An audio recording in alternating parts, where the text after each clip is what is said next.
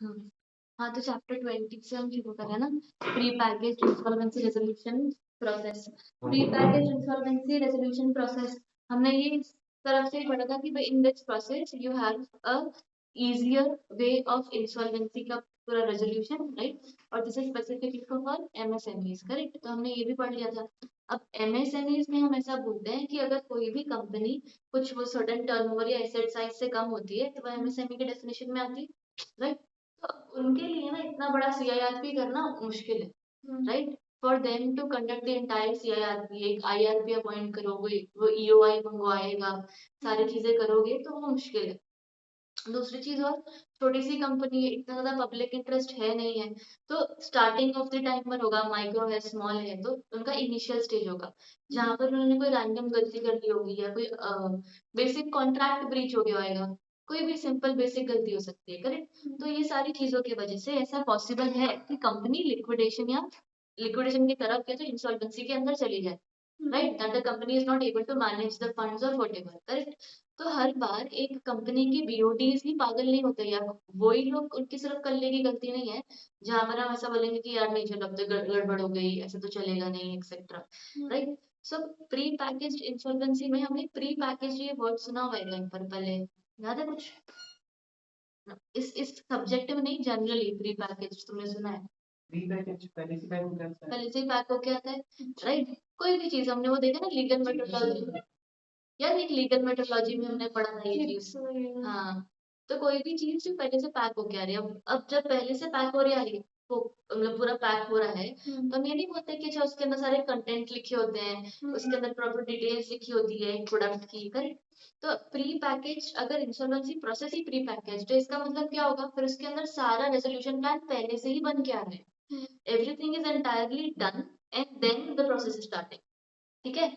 तो सबसे मेन चीज इस पूरे प्रोसेस की क्या होती है कि जो प्री पैकेज इंसॉल्वेंसी प्रोसेस है, in that the resolution plan is already made, and जो प्रोसेस चल रहा है ना, उस प्रोसेस में सिर्फ उस प्लान के अप्रूवल की बात हो रही है। हम जब सीआईआरपी देख रहे थे, उस सीआईआरपी में हमने इतने नंबर ऑफ डेज दिए कि हाँ आपके पास टोटल, आपके पास जैसे 270 डेज है, आपको जो करवाना है करवा लो, ये सब। इस पूरे 270 डेज के अंदर अंदर हम प्लान बना भी रहे थे, है ना। लोगों से बुलवा रहे थे कि कौन है जो हमारा प्लान बना सकता है, एक्सप्रेशन ऑफ इंटरेस्ट बुलवा रहे थे, फिर लोग बोलते थे कि हाँ हम आपका प्लान अच्छे से बनाएंगे, आप हमें इन्फॉर्मेशन दो, राइट। फिर हम वो करते थे, फिर वो लोग प्लान बनाते थे, फिर हम वो प्लान को जज करते थे, वोट करते थे, अप्रूव करते थे, राइट। ये सब में टाइम लगता था। इधर हमें लोग बोल रहे हैं कि हमने प्लान पहले ही बना लिया, प्लान बन चुका है आपका, बस प्लान को अब अप्रूवल करने की बारी आ गई, ठीक है। अप्रूवल का प्रोसेस इसके अंदर होता है। यहाँ तक समझ में आ रहा है? अब तुम्हें एक चीज और जो ध्यान रखनी है यहाँ पर, अगेन एक रुक जाओ, एक second। एक और चीज हमें जो ध्यान रखनी है वो हमें क्या लिखना है कि if you see this as a pre package insolvency process के अंदर, हम एक और चीज जो मेन ध्यान रख रहे हैं वो क्या है कि यार अगर अगर सारा का सारा प्रोसेस पहले से ही बना हुआ है, एंटायरली एवरीथिंग इज डन, तो मतलब हमने एक्सप्रेशन ऑफ इंटरेस्ट बुलवाए कि नहीं बुलवाए, ये भी तो प्रॉब्लम होगी ना। ऐसे तो फिर आप ऐसे बोल दोगे कि हाँ ये काम पहले कर दो, उसमें टाइम लगे जा रहा है, और प्रोसेस यहाँ से शुरू हो रहा है जिस दिन से आपका प्लान बन गया, तो ये तो फिर वो बात हो गई कि मतलब आप जबरदस्ती लोगों को पागल बना रहे हो, राइट। एक्सप्रेशन ऑफ इंटरेस्ट वो होता था कि कौन कौन इंसान है जो मेरा प्लान बनाने के लिए इंटरेस्टेड है, हाँ फॉर सबमिटिंग, ये बोला ना तुमने, हाँ हाँ, तो वही प्लान के लिए ही होगा बस। इंटरेस्ट में सिर्फ आप ये बता देते हो कि मैं इंटरेस्टेड हूँ प्लान बनाने के लिए, इंटरेस्ट में प्लान नहीं आता, राइट। और रिक्वेस्ट फॉर रेजोल्यूशन प्लान क्या फॉर्म है? वो जब हम लोग, जो लोग हमारे थ्रू नहीं होते प्रोस्पेक्टिव वाले जो बन जाते हैं, प्रोस्पेक्टिव एलिजिबल रेजोल्यूशन एप्लीकेंट्स, या तो जिन्होंने एप्लीकेशन दी है जो प्रोविजनल या फाइनल लिस्ट में है, उनको 3 डॉक्यूमेंट्स देते थे हम, जिसमें एक था तुम्हारा ये इवैल्यूएशन मैट्रिक्स, एक था इंफॉर्मेशन मेमोरेंडम, और एक था ये रिक्वेस्ट कि भाई तुम सिलेक्ट हो गए हो, तुम हमें भेज दो ये डॉक्यूमेंट। हमें रिक्वेस्ट, ये रिक्वेस्ट फॉर्म का नाम ही है ना? ये फॉर्म का नाम है, कल हमने देखा था एक शॉर्ट फॉर्म था, फॉर्म जी था, हाँ जी जी, है ना, और एक ही दूसरा था डॉक्यूमेंट। तो हम वो पूरा एक फॉर्म देते हैं, उस फॉर्म के अंदर सब कुछ लिखा होता है कि एग्जैक्टली हम आपसे क्या मंगवा रहे हैं। हम जो चेक करेंगे आपका फॉर्म, आपका रेजोल्यूशन प्लान जो चेक करेंगे, उसका क्राइटेरिया क्या होगा, everything will be there. Request for resolution plan is a document. It is not just requesting, it is a document which we are going to give it to them, on the basis of which they will make the plan. On basis of which they will fill it and give it to us. Depending if, because it is not possible to fill it and give it, क्योंकि वो website पर तुम्हारा form displayed होता है जिस पर अपना criteria भी दिया हुआ है, तो वो प्लान अपने हिसाब से भी बना सकते हैं, और डिपेंडिंग अपॉन कंपनी का, उसमें ऐसा कुछ रूल नहीं है कि आपको ऐसा ही करना है या वैसा ही करना है।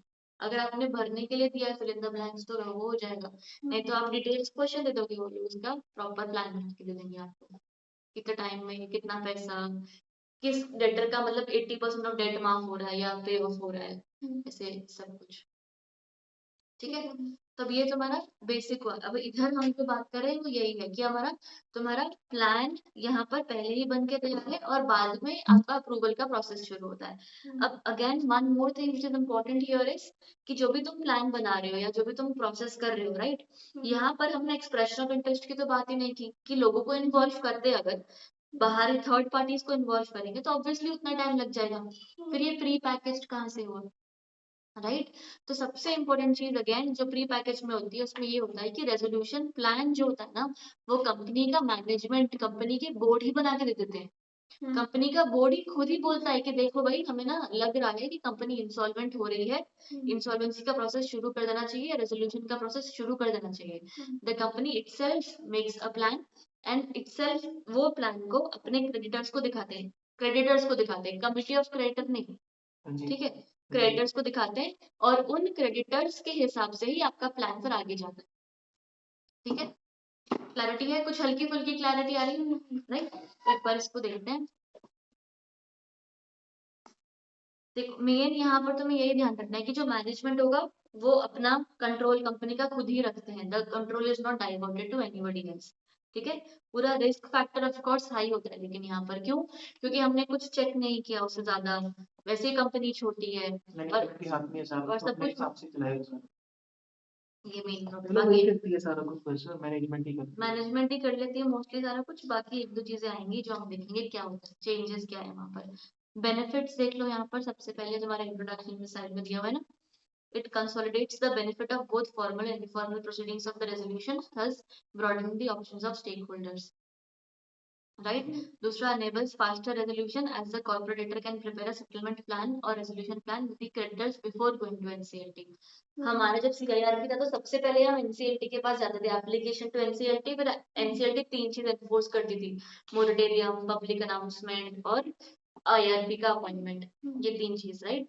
हम यहाँ पर अब बोल ही नहीं रहे हैं ऐसा, हम प्लान अपने आप ही बनाएंगे, NCLT के पास हम बाद में जाने वाले हैं, ऑफ कोर्स जाएंगे पर बाद में जाएंगे। उसके बाद reduce the burden on NCLT due to court settlements और सब कुछ हो जाती है। फिर where the suspension of CIRP until ये 2021 pre pack has come into relief to the promoters. ठीक है, ये 2021 में ही PPIRP आया था, बस ये बात है। ठीक, उसके अलावा it allows the corporate debtor retain control till settlement is reached with the creditors. ठीक है, तो कॉर्पोरेट डेटर के पास पूरा कंट्रोल रहता है। It allows the debtor to retain control, तो सारा कंट्रोल कॉर्पोरेट डेटर के पास ही रहेगा, पॉइंट नंबर 1। उसके बाद जाके लास्ट में जाकर क्रेडिटर्स को अगर लगता है ना कि मैनेजमेंट नहीं संभाल पाएगा तो they can appeal to the ये NCLT की भाई हमें चेंज करनी है मैनेजमेंट, हम इनके साथ नहीं काम कर सकते हैं, and only then the management changes. नहीं तो तब तक आपका सारा कंट्रोल ये लोग कर रहे हैं, अगर क्रेडिटर ने अपील नहीं किया तभी भी वही लोग करते रहेंगे काम सारा। डन है यहाँ तक? अभी उसमें तुम्हारा इम्पोर्टेंट है ये चीज, corporate debtors are eligible for pre package insolvency resolution process, ये वाला। ठीक है, तभी कब ऐसा होता है कि हम बोल सकते हैं कि कॉर्पोरेट डेटर्स इंसॉल्वेंसी, हाँ, तो पहला तो वही होगा कि an application for initiating pre-packed insolvency resolution process may be made in respect of a corporate debtor classified as MSME। तो पहला यही पॉइंट है कि जो कंपनी है वो MSME होगी, कंपनी अगर MSME नहीं है तो प्री पैक्ड वाला हम कर ही नहीं सकते। Second point, without prejudice to this, ये वो application for initiating this insolvency resolution process in respect of debtor who commits default referred to in section 4 subject to the following conditions, कि इस तरीके का डिफॉल्ट हुआ तुम्हारा, ABCD वाले points देख रही हूँ मैं, ए पॉइंट में क्या है, it has not undergone pre packed insolvency resolution process और completed CIRP as the case में during the period of 3 years preceding. तो हमने देखा था ना, अगर अभी आपका सीआईआरपी हुआ है तो आपका दोबारा सीआईआरपी इनिशिएट नहीं करवा सकते हो, राइट। तो ये वो प्रॉब्लम है, जब स्क्रीन रिकॉर्डिंग करते हैं ना तो कोई मैसेज आता है वो भी रिकॉर्ड हो जाता है।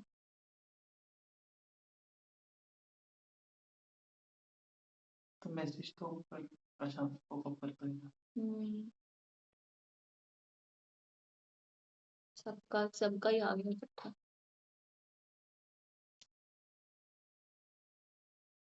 क्या वाला भेज देता है। आज सुबह में लाइट गया था, मुझे स्कूल नहीं जाना, आज छोटी हो गई है।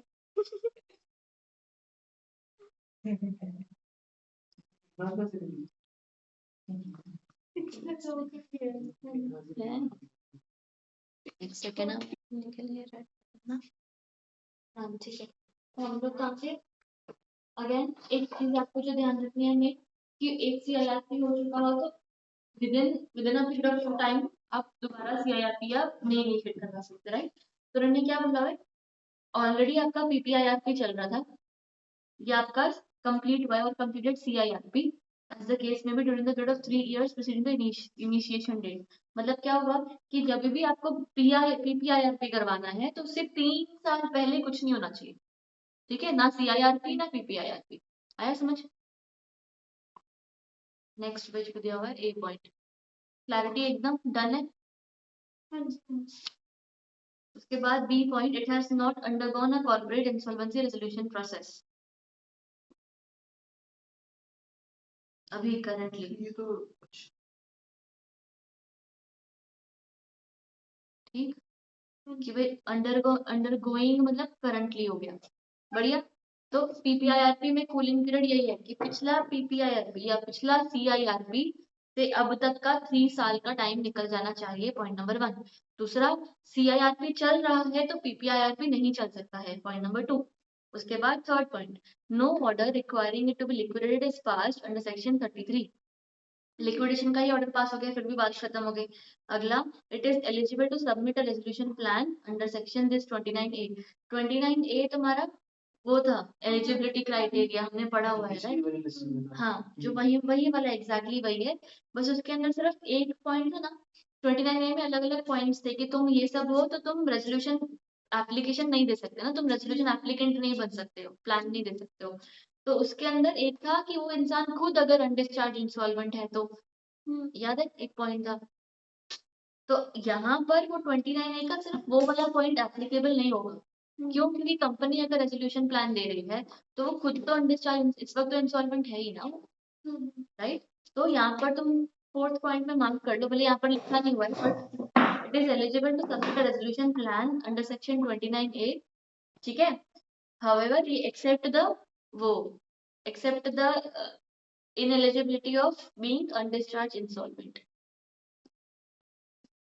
या तो the ineligibility of undischarged insolvent is not applicable। अगर ये है कि क्या बोलते हैं इंसॉल्वेंट है तो फिर वो एलिजिबल नहीं है, तो भी एलिजिबल है, तो भी है, तो भी है। क्यों? क्योंकि हमने यहाँ पर बोला है कि कंपनी का बीओडी भी तो प्लान दे सकता है, और कंपनी का बीओडी तो अनडिस्चार्ज इंसॉल्वेंट हो ही रखे हैं ना ये लोग, कंपनी भी तो खुद ही करवा रही है ना अपना resolution. The main difference between CIRP and PPIRP कि company itself gives the plan to itself ये resolve the insolvency। आया पॉइंट, समझ आया सबको, रिदम डन है ना। हाँ पर हाँ जी हाँ जी। eligibility of being undischarged insolvent is not applicable।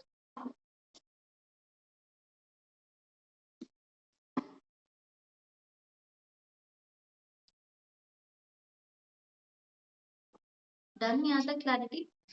अगला पॉइंट अभी ई वाला point, the financial creditors of the corporate debtors not being its related parties representing such number and such manner as may be specified have proposed the name of the insolvency professional to be appointed as resolution professional। देखो IRP यहाँ पर आता ही नहीं है, पीपीआईआरपी में IRP होता ही नहीं है, सीधा रेजोल्यूशन प्रोफेशनल ही होता है for conducting the PPIRP of the corporate debtors and the financial creditors of the corporate debtor not being its related parties, representing not less than 66% of the value due to this have approved such proposal in such form as may be specified. इतना सारा कुछ नहीं, इस point में ना तुम्हें ये नहीं लिखा हुआ है कि भाई आपका प्लान बन गया है या एक्सेट्रा। हम यहाँ पर है ना सबसे पहले फाइनेंशियल क्रेडिटर्स को पूछते हैं कि भाई देख ये कंपनी का इस वक्त ये हाल है, इतना हमें तुझे पैसा देना है, CIRP करेंगे तो पैसा बहुत ज्यादा लगेगा और हमारी कोई गलती नहीं है, हम कंपनी को सुधार सकते हैं।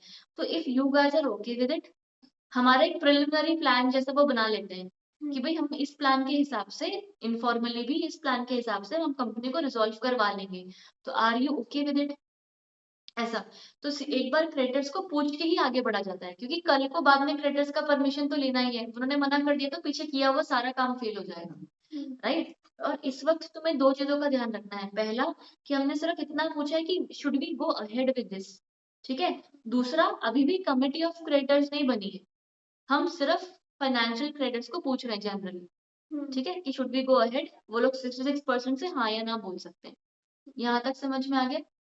एक और चीज तुम यहाँ पर भी और आगे भी देख रहे हो क्या, कि इन this case IRP is not appointed directly, a resolution professional is appointed, ठीक है।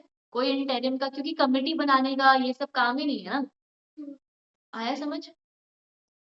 उसके बाद provided that where a corporate debtor does not have any financial creditors not being its related parties, the proposal and approval under this clause shall be provided by such persons as may be specified। हाँ ठीक है, done है यहाँ तक। उसके बाद अगला, अभी जब भी आप ये PPIRP करोगे और कंपनी ही करवा रही है, कंपनी खुद ही सारा एक्शंस ले रही है, तो कंपनी में सबसे पहला कोई भी बड़ी चीज होती है तो एक बोर्ड रेजोल्यूशन पास किया जाता है। तो अगला उन्होंने वही बोला, next, majority of directors or partners of the corporate debtor as the case may be have made a declaration in such form and as may be specified, right। तो अगर आपको PPIRP करवाना है तो सबसे पहली चीज पॉइंट 1 से मैं जा रही हूँ, सबसे पहली चीज आप MSME होने चाहिए।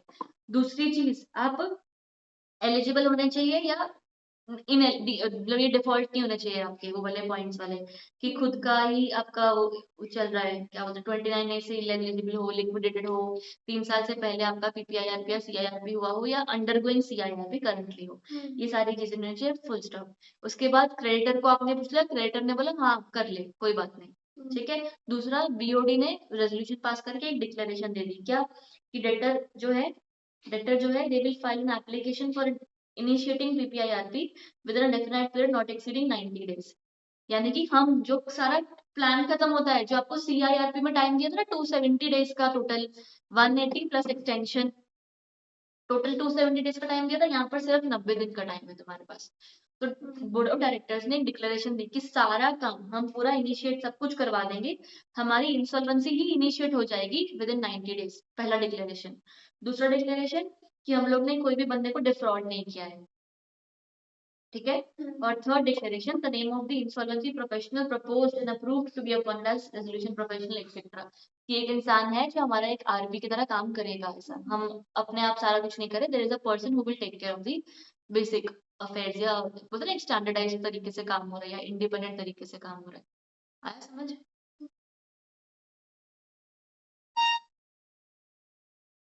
सबको डर है ना? अगला, अभी जब कंपनी के अंदर काम हो रहा है तो सबसे पहले हमने क्रेडिटर को पूछा, दूसरा हमने BOD को पूछा, थर्ड फाइनली हम शेयर होल्डर को भी पूछेंगे। क्यों? क्योंकि कंपनी ही CIRP कर रही है सारा, मैनेजमेंट अभी भी कंपनी के ही पास है, तो CIRP में कॉर्पोरेट डेटर तो वो नहीं होता जिसके अपने पैसे देने होते। नहीं, वो तो क्रेडिटर हुआ, कंपनी होती है corporate। डेटर जो पैसा देगा, ठीक है। तो अब लास्टली शेयर होल्डर अप्रूवल है। जब CIRP था तो सारा मैनेजमेंट, सारा कंट्रोल शिफ्ट हो गया था, राइट, कंट्रोल शिफ्ट हो गया था ये रेजोल्यूशन के पास, और मैनेजमेंट सारी शिफ्ट हो गई थी अपने क्रेडिटर्स और सब ओनरशिप उनके पास शिफ्ट हो गई थी। इधर तुम्हारी चीजें कंट्रोल ये शिफ्ट हो ही नहीं रही है, राइट। तो इन दिस केस हम बोल रहे हैं शेयर होल्डर को आपको पूछना पड़ेगा, because they are still the owners of the company, right. तो इसलिए उन्होंने बोला द G पॉइंट में तुम्हारा the members of the corporate debtor, members यानी कि shareholders, have passed a special resolution or at least 3/4 of the total number of partners as the case may be of the corporate debtor has passed a resolution approving the filing of an application for initiating the pre-packaged insolvency resolution process। हाँ, initiate करने के लिए उन्होंने भी resolution pass कर दिया। Done है यहाँ तक? इतना सब समझ में आ गया? उसके बाद नेक्स्ट पॉइंट अब तुम्हारा क्या होगा, the corporate debtor shall obtain an approval from its financial creditors not being its related parties 66% का in value of the financial debt due to creditors for the filing an application for initiating PPIRP in such form as may be specified, right? तो again हमने पहले creditors को पूछा था कि हम ये करने वाले हैं, करें या ना करें, राइट? सेकेंड, अब हम क्रेडिटर्स को बेसिक डॉक्यूमेंट्स देंगे, एक उनको ना बेसिक सा रेजोल्यूशन प्लान दे देंगे कि देख ये हमारा प्लान है, अगर तू इस प्लान से खुश है तो हम आगे जाते हैं। क्यों? क्योंकि हमने बोला हुआ है प्री पैकेज इंसॉल्वेंसी प्रोसेस के अंदर रेजोल्यूशन प्लान बन के आगे जाता है, तो हमने यहाँ पर बना लिया, क्रेडिटर को दिखा दिया, क्योंकि कल को फिर से उसको पूछना पड़ेगा, राइट? अप्रूवल लेना है तो उसको पूछना पड़ेगा, तो दिखा दिया कि देख ये है, कल तू मना करेगा फिर हमारा प्रॉब्लम हो जाएगी, राइट? यहाँ तक डन। तो provided where a corporate debtor does not have any financial creditors as may be specified.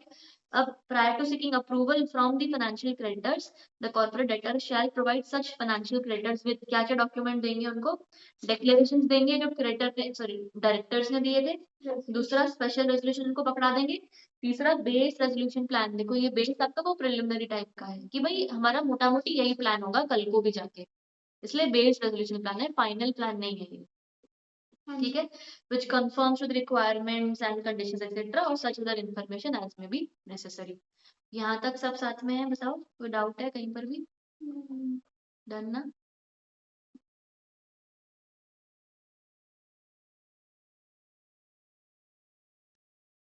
चलो आगे पढ़े।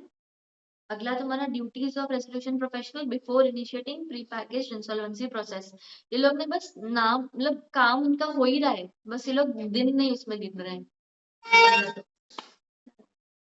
अब एक चीज और, तुम्हारा यहाँ पर क्या हुआ कि हमने देख स्टार्टिंग में हम कैसे नहीं करते थे कि पहले एनसीएलटी के पास जाओ, सीआईआरपी एक बार याद करो, एनसीएलटी के पास जाओ, एनसीएलटी पहले ये चेक करता है कि डिफॉल्ट है या नहीं है और फिर आगे जाते हैं, राइट? यहाँ पर हमने एनसीएलटी को ये देखने का चांस ही नहीं दिया, ये हो गया। उसके बाद हमने आगे जाके फिर एनसीएलटी तो तुम्हारे लिए एक आईआरपी अपॉइंट करता है, वो भी उसको लगेगा कि हाँ ये बंदा सही है, फिर वो कमेटी बनाएगा, वो कमेटी डिसाइड करती है कि आरपी यही बंदा बनेगा ये दूसरा बंदा बनेगा, तो इनडायरेक्टली एनसीएलटी का कंट्रोल आगे से रहता है। यहाँ पर तो ऐसा कुछ भी नहीं हुआ, सीधा ही हम चले गए देखो ये रहा प्लान, अप्रूव कर दे हमारा काम हो जाएगा, राइट? तो इधर है ना इन्होंने एक चीज बोली कि जब भी ऐसा कुछ हो रहा होता है तो ना थोड़ा सा एनसीएलटी इज डाउटफुल कि is all the does the plan take care of all the creditors interest or not, is it okay, is the company is in a good health कि to revive, या तो management क्या सही है तुम्हारे कि management अगर खराब होगी तो फिर कंपनी रिवाइव कल को हो ही नहीं पाएगी, ये सब प्रॉब्लम को हम ध्यान में दे रहे हैं। तो इसलिए ना एक हम लोग एक ऐसी चीज एक्स्ट्रा बना दी है, यहाँ पर एक आरपी को एक एक्स्ट्रा काम दे दिया है।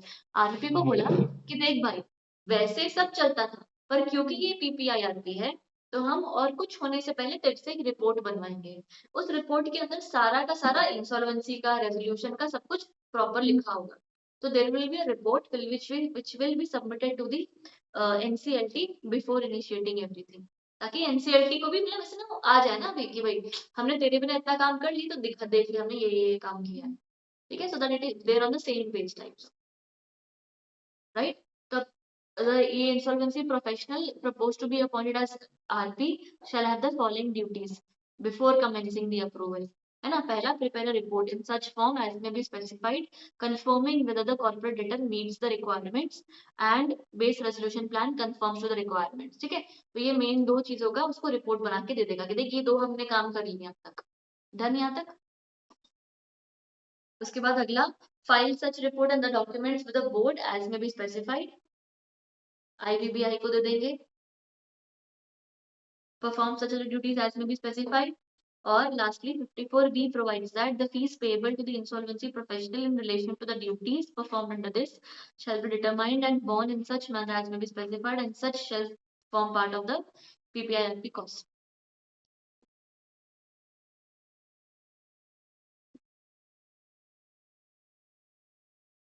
यहाँ तक बताओ कोई डाउट है? ठीक, अब ये जो साथ में डब्बा है when will the duties of insolvency professional, ये सीज यानी कि भाई अब उनका काम खत्म हो गया, तो पहला कि आपने विद इन द टाइम आपने काम ही नहीं किया, है ना? तो उसका काम खत्म। क्योंकि अब तो प्री पैकेज जो प्री वही खत्म हो जाएगा। और दूसरा तुम्हारा प्लान जो था या तुम्हारा इंश्योरेंसी प्रोसेस एजुकेटिंग अथॉरिटी यानी कि एनसीएलटी ने मना कर दिया, रिजेक्ट कर दिया। हाँ रिजेक्ट कर दिया, तो उसका काम खत्म हो जाना। ठीक है, ये बेसिक ही है, इससे है नहीं खास इसमें कुछ। यहाँ तक सब समझ में आ गया ना? डन है। उसके बाद तुम्हारा अगला the application to initiate pre package insolvency resolution process. अब एप्लीकेशन करेंगे तो एप्लीकेंट तुम्हारा कॉर्पोरेट डेटर और उसका आरपी, राइट, और एप्लीकेशन करेंगे किसको? एनसीएलटी को।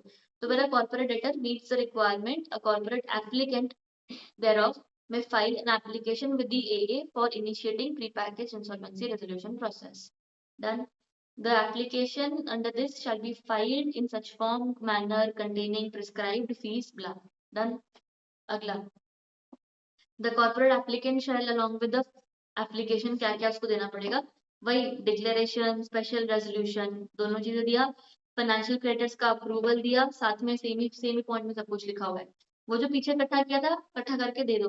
दूसरा, आरपी हर बार अपॉइंट करते तो उससे कंसेंट लेते हैं ना कि तू पक्का हमारा आरपी बनने को तैयार है या नहीं। तो ये दूसरा consent, name and consent in such form as may be of the insolvency professional to be appointed as the resolution professional. अगला, declaration regarding the existence of any transaction of the corporate debtor that may within the scope of the provisions in respect of the avoidance of transaction। ये avoidance of transaction ये वो वाला liquidation में जो आएगा, ठीक है। मतलब ये है, बस ये चीज का तुम्हें देख लेना है कि भाई ये वाले ट्रांजैक्शन तो नहीं करे हुए वो 4-5 ट्रांजैक्शन जो गलत वाले। फिर information relating to books of accounts as such अगर डन है। उसके बाद यहाँ तक क्लैरिटी। फिर एजुकेटिंग अथॉरिटी जो होगी shall within a period of 14 days of the receipt of application admit the application if it is complete और reject the application if it is incomplete. और फिर बाद में नहीं थे कि ठीक कर दे, खराब है कुछ एप्लीकेशन में, तो 7 दिन का टाइम तुम्हें दिया जाएगा ठीक करके दे देना।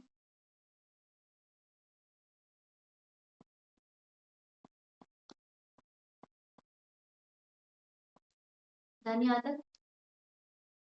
अच्छा, एक हमने याद है एक चीज पढ़ी थी हमने कि अगर आप सीआईआरपी करते हो तो आप एनसीएलटी को देते हो ना, जो फाइनल आपका सब कुछ बन के तैयार हो जाता है, तो एनसीएलटी को हम 15 दिन पहले देते थे ना। हाँ जी। तो इसका मतलब जो पूरा प्रोसेस है उसमें से आपके पास तो टोटल -15 days ही पड़े हैं। तो उन्होंने यहाँ पर यही बोला कि पीपीआईआरपी में भी यही होता है, आपके पास टोटल 90 days होते हैं।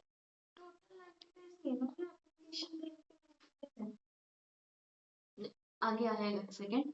जो भी आप एप्लीकेशन करोगे ना प्रोसेस के लिए आपके पास 90 days है। फिर एनसीएलटी जो अप्रूवल करती है ना, उस एनसीएलटी के पास टोटल 30 days होते हैं।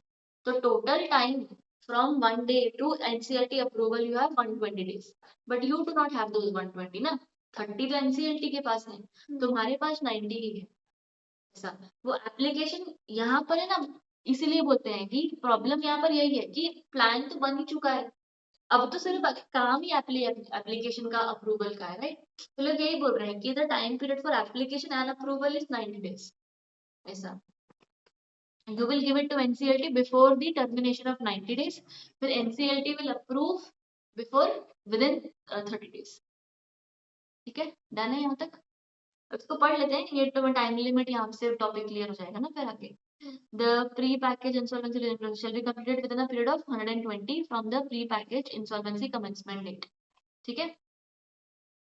अब the resolution professional, ठीक है, without prejudice ये वो, the resolution professional shall submit the plan as approved by the committee of creditors to the adjudicating authority under this। और यहाँ पर है ना, और ऐसे केस में भी within 20 days of pre-packaged insolvency commencement date। ठीक है। अब यहाँ पर ना वो रेजोल्यूशन प्रोफेशनल को हमने बोला कि वो हमें वो सबमिट कर देगा रेजोल्यूशन प्लान, जो भी आपका प्लान बना होगा, राइट। एक चीज समझो यहाँ पर, अभी तक हमने कहीं पर भी चैप्टर उल्टा पुल्टा थोड़ा, अब तक हमने कहीं पर भी कमिटी ऑफ क्रेडिटर्स की बात ही नहीं की थी, राइट। हमने सिर्फ बोले क्रेडिटर्स हैं, राइट। कमिटी ऑफ क्रेडिटर्स की कब बात होती है? लेटर ऑन स्टेज पे अगर तुम्हें लगता है ना कि कंपनी का प्लान सही नहीं बना है, तो वो आ जाता है। तो फिर कमिटी ऑफ क्रेडिटर्स और ये सब आएगा बीच में। ठीक है, तो हमने यही बोला कि जैसे सब कुछ हो जाता है तुम्हारा, तो टोटल तुम्हारा टाइम 90 days का ही है। ठीक है, टोटल टाइम 90 days का है। If the plan is not, if the base plan is not okay by the creditors, then it may happen that you might be able to get it from the outside as well. तो वो आगे की बात है. अभी तुम्हें यही देखना है कि पहले फाइनेंशियल क्रिएटर्स होंगे, आरपी बन जाएगा, फाइनेंशियल क्रिएटर्स आरपी बनाएंगे. यहाँ तक समझ में आ रहा है एकदम अच्छे से? कंफ्यूज है जिया, क्या हुआ? नहीं पक्का डन है? तो तुम्हारे फाइनेंशियल क्रेडिटर्स हो गए. फाइनेंशियल क्रेडिटर्स अप्रूव करके आरपी बनाते हैं. आरपी जैसे ही बन गया उसके बाद आगे काम शुरू होता है. आगे कौन सा काम शुरू होता है तुम्हारा? हम हाँ प्लान को अप्रूव बाद में, मतलब हम स्टेप वाइज, मैं स्टार्टिंग से स्टेप वाइज जा रही हूँ. पहले हमने कंपनी ने सोचा कि हमें ये काम करना है, राइट? एप्लीकेशन फाइल तो एप्लीकेशन भी नहीं, पहले हम अपने क्रिएटर को पूछेंगे कि भाई देख ऐसा करने वाले, तेरे को चलेगा तो कल को तो फिर रोना मत. तो क्रिएटर को पूछ के एक आरपी अपॉइंट करेंगे हम लोग. अच्छा इस वाले प्रोसेस की बात स्टार्टिंग से ही जा रही हूँ. पीपीआई या आरपी की हाँ बात हाँ कर रहे हैं, पीपीआई है. PPI नहीं नहीं पीपीआई, ठीक है. वहां से जाएंगे, फिर क्रेडिटर को पूछ लिया, बात हो गई. बोर्ड मीटिंग करी, डिक्लेरेशन साइन वाइन कर लिए, वो कर लिया. स्पेशल रेजोल्यूशन भी पास होता है इसमें? हाँ फिर अपना general meeting special resolution pass करेंगे, उनका हो गया. फिर वापस क्रेडिटर्स के पास जाएंगे, देख भाई ये चीज हो गई है, ये चीज हो गई है, ये लो तेरे डॉक्यूमेंट, डिक्लेरेशन ये रहा, शेयर होल्डर का रेजोल्यूशन ये रहा. अब उस हिसाब से मेरे को आगे काम शुरू करना है. ये रहा मेरा बेस रेजोल्यूशन प्लान, कि तू ये भी पढ़ ले. इस हिसाब से अगर तू हाँ बोलता है तो ही हम आगे जाएंगे, नहीं तो कल को तूने मना किया तो प्रॉब्लम हो जाएगी. अब हमें एप्लीकेशन पूरी तैयार करके along with the report of resolution professional, है ना, रेजोल्यूशन प्रोफेशनल एक रिपोर्ट बनाता है ना, तो वो सबको इकट्ठा करके हमने एनसीएलटी को, एजुकेटिंग अथॉरिटी को दे दिया कि देख भाई ये है हमारा सारा प्रोसेस, ये सारी चीजें हमारी, अब हमें आगे जाने दे. जो क्रेडिटर्स ने बनाई है रिपोर्ट जो वो बने, बोर्ड बनाएगा, बोर्ड नहीं बनाएगा रिपोर्ट, ये इंसॉल्वेंसी प्रोफेशनल आरपी बनाता है, हाँ वही. ठीक है, आरपी बनाएगा. यहाँ तक डन है. तो ये तुमने सब रिपोर्ट करके इकट्ठा करके एनसीएलटी को दे दिया. अब इधर उसके बाद हमारे पास जब एनसीएलटी के पास चला गया ना, तो एनसीएलटी फिर आगे तुम्हारा देखती है कि भाई एलिजिबल हो फलाना देना, थोड़ा बहुत वो तुम्हारा रिपोर्ट के हिसाब से चेक करेगी, राइट. ये डन हो गया. फिर नाउ अब तुम जो इनिशिएट एनसीएलटी को देते हो ना, उस दिन तुम्हारा एप्लीकेशन हो जाता है शुरू. Application to initiate pre package insolvency process, right. फिर एनसीएलटी को अगर पसंद आई तुम्हारी एप्लीकेशन तो एक्सेप्ट, नहीं पसंद आई तो रिजेक्ट, या तो जो भी करेक्ट करने के लिए वो बोल देगी. ये दिन तुम्हारा दिन है जिस दिन तुम्हारा एप्लीकेशन का दिन स्टार्ट हो गया, राइट. यहाँ तक. Now when it is with the NCLT, now you will be forming a committee of creators. आया समझ? हमने सब कुछ दे दिया. एनसीएलटी आपको पता है ऑर्डर पास करती थी 3 सीआईआरपी में, 3 ऑर्डर पास करती थी जैसे ही आप एनसीएलटी के पास जाते हो. क्या? मॉरेटोरियम, दूसरा पब्लिक अनाउंसमेंट, तीसरा आईआरपी. Very good, right. ये 3 ऑर्डर पास करती थी. तो अभी भी एनसीएलटी प्री पैकेज्ड है, पर एनसीएलटी के पास तो गए हो तो वो अपना काम तो कैसे भूलेगी. तो एनसीएलटी ये काम करेगी, मॉरेटोरियम पास कर देगी. क्यों? क्योंकि इस बीच में कोई और नहीं आना चाहिए, राइट. दूसरा, अच्छा इतने टाइम के बाद मॉनिटरिंग पास करेगी? हाँ क्योंकि अब तक तो हम वैसे भी लोगों को नहीं पूछे थे, राइट. ठीक, क्रेडिटर्स यार तो पूछ चुके थे ना. इन द सेंस कि we have not initiated any kind of a process. अब तक एप्लीकेशन कहाँ से शुरू हुआ? जब से हमने एनसीएलटी को पूछा, राइट. इसलिए हम ऐसा बोलते थे कि अगर तेरा पहले ही दिन शुरू हो जाता तो 90 दिन में सारा काम नहीं कर सकता, राइट. तो हमने प्लान बनाकर, मैं अपनी आंसर शीट लेकर तेरे पास गई हूँ कि भाई ये देख ले, चेक कर ले. ऐसा आया समझ? तब तुम एनसीएलटी के पास पहुंचे. एनसीएलटी जो तो है वो ऑर्डर मॉरेटोरियम का पास करेगी. एनसीएलटी जब मॉरेटोरियम का ऑर्डर पास करती है उसके साथ साथ एक पब्लिक अनाउंसमेंट भी बोलती है, पर पब्लिक अनाउंसमेंट के अंदर वो क्लेम्स मंगवाएगी नहीं. पॉइंट ध्यान देना. Now the NCLT will not make a public announcement to ask for claims. क्यों? क्योंकि क्लेम्स का काम तो ऑलरेडी डन है. पॉइंट समझ में आ रहा है? अब जो पब्लिक अनाउंसमेंट दी जाएगी वो सिर्फ इसीलिए दी जाएगी कि हम इंटीमेट करें कि देख भाई ये कंपनी का पीपीआईआरपी चल रहा है, ठीक है. वो चीज को पढ़ के अगर कोई आता है तो आ जाए, कोई बात नहीं, पर हम क्लेम्स इनवाइट नहीं कर रहे हैं. यहाँ तक समझ में आ गया? क्लेम्स नहीं बैठ क्लेम्स इनवाइट नहीं किए जाएंगे, ठीक है. क्यों? क्योंकि क्रेडिटर्स की लिस्ट सीधा अपने कंपनी ने बनाई है. कंपनी नहीं बनाई, उनको पता है कि मैंने किसका किसका पैसा देना बाकी है, ठीक है. क्लेम्स इनवाइट नहीं होते हैं. एक चीज को हमेशा एक चीज बहुत अच्छी है, क्वेश्चन आ सकता है, ध्यान दो. क्या? कि सीआईआरपी के अंदर क्लेम्स इनवाइट होते हैं. इसका मतलब तुम्हें कुछ लिमिटेड नंबर ऑफ डेज का टाइम दिया गया है, कि भाई इतने दिन में अपने क्लेम्स दे दो, दे दिया तो दे दिया, पर नहीं तो फिर हम सॉरी, बाद में हम तुम्हें एंटरटेन नहीं कर सकते हैं। था ना, एक third party to avoid third party claims ऐसा कुछ था। यहाँ पर क्लेम्स हमने इनवाइट किया नहीं, इसका मतलब बाद में भी कोई बंदा आ सकता है, क्योंकि हमने तो टाइम ही लिमिट नहीं किया। तो in case of PPIRP anybody can again and again come for the claims with the claims etc. अब सीआईआरपी में जो बंदा with in the time claim नहीं दे पाया, उसकी इतनी बड़ी गलती नहीं है, उसका पैसे तो देना बाकी है ही ना। अगर वो नहीं तो कंपनी को तो पता था, मैंने नहीं मांगे तो क्या तुम दोगे नहीं, ये भी बात होती है। तो सीआईआरपी में हमेशा ध्यान रखो, सीआईआरपी के अंदर क्लेम्स अगर बाद में आ गए तो चलेगा, पर वो जो इंसान आया है ना बाद में, वो कमिटी ऑफ क्रेडिटर का पार्ट नहीं बनेगा, है ना। पर आप मुझे कहते हैं क्लेम्स इनवाइट नहीं होते हैं। क्लेम्स इनवाइट नहीं होते, right, that is the correct thing, invite नहीं होते इसमें पीपीआईआरपी में। तभी मैं कह रही हूँ, मेरी तरफ देखो एक बार, दो चीजें हैं, सीआईआरपी और पीपीआईआरपी। सीआईआरपी के अंदर क्लेम्स इनवाइट होते हैं, तुम्हें टाइम दिया जाता है, इतने टाइम में दे दो, उसके बाद तुमने नहीं दी तो हम तुम्हें एंटरटेन नहीं करेंगे, but that does not mean that you will not be paid of. You will be paid off. It is your right to have been paid off, right? So if you are being paid off, we will take care of your claim and we will pay you off. But you, being the financial creditor who did not give the claim in time, you will not become a part of the COC. आया समझ? CIRP का COC का part नहीं बनोगे, done है। इन case of PPIRP हमने आपसे claim कभी भी मंगवाए नहीं, आप कभी भी आकर दे रहे हो क्लेम्स, राइट? तो कभी भी आओगे तो यहाँ पर आपका पैसे देने से तो यहाँ पर तो दे ही देंगे, तो हम आपके पैसे दे देंगे। एक चीज ये, दूसरी चीज ये कि हम, आप जब भी आओगे ना, अगर आप एक फाइनेंशियल क्रेडिटर हो तो हम आपको कमिटी ऑफ क्रेडिटर्स सीओसी का पार्ट बना लेंगे, हम मना नहीं करेंगे आपको, कभी भी आपको सीओसी का पार्ट बना लेंगे। पर ऑफ कोर्स अगर मान ले तुम 7 तारीख को एज अ सीओसी कमिटी में क्रेडिटर की तरह आए हो, ठीक है, अभी मेंबर बने, 7 तारीख को बने हो, 5 तारीख को कोई डिसीजन लिया होगा, वो तुम्हारी मर्जी के बिना लिया होगा, तो उसका तुम कुछ नहीं कर सकते। रेट्रोस्पेक्टिव इफेक्ट मेंबर नहीं बनेगा वो आदमी, प्रोस्पेक्टिव इफेक्ट बनेगा। आज के बाद डिसीजन तुझे पूछा जाएगा, इससे पहले का डिसीजन हमारी मर्जी से हमने ले लिया। आया समझ?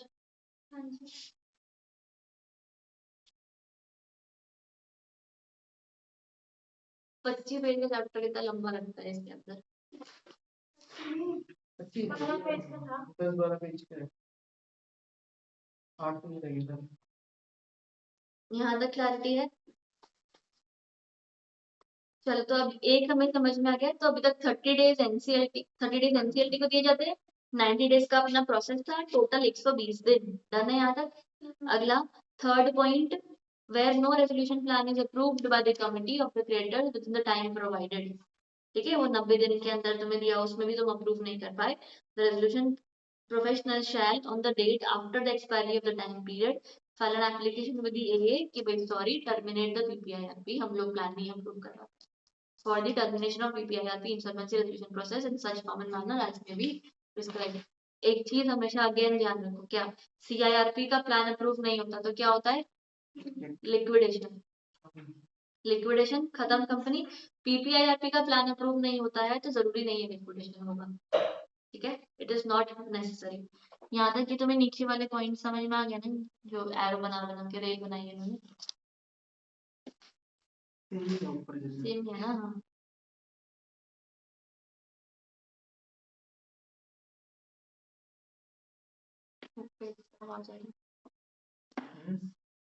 Declaration of moratorium and public announcement during pre-package insolvency resolution process। ये तो मैंने जो थोड़ा बहुत बताया वही लिखा होगा।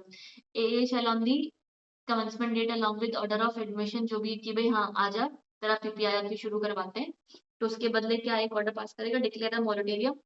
दूसरा, अपॉइंट रेजोल्यूशन प्रोफेशनल, आईआरपी नहीं, सीधा आरपी अपॉइंट होगा एज द नेम, जिसका कोई डिसिप्लिनरी पेंडिंग नहीं है, और based on the recommendations of आईबीपीआई।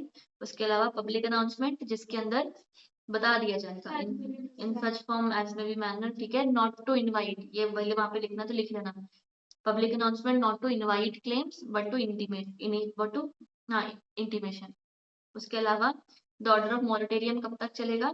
जब तक पीपीआईआरपी खत्म नहीं हो जाता। इजी है।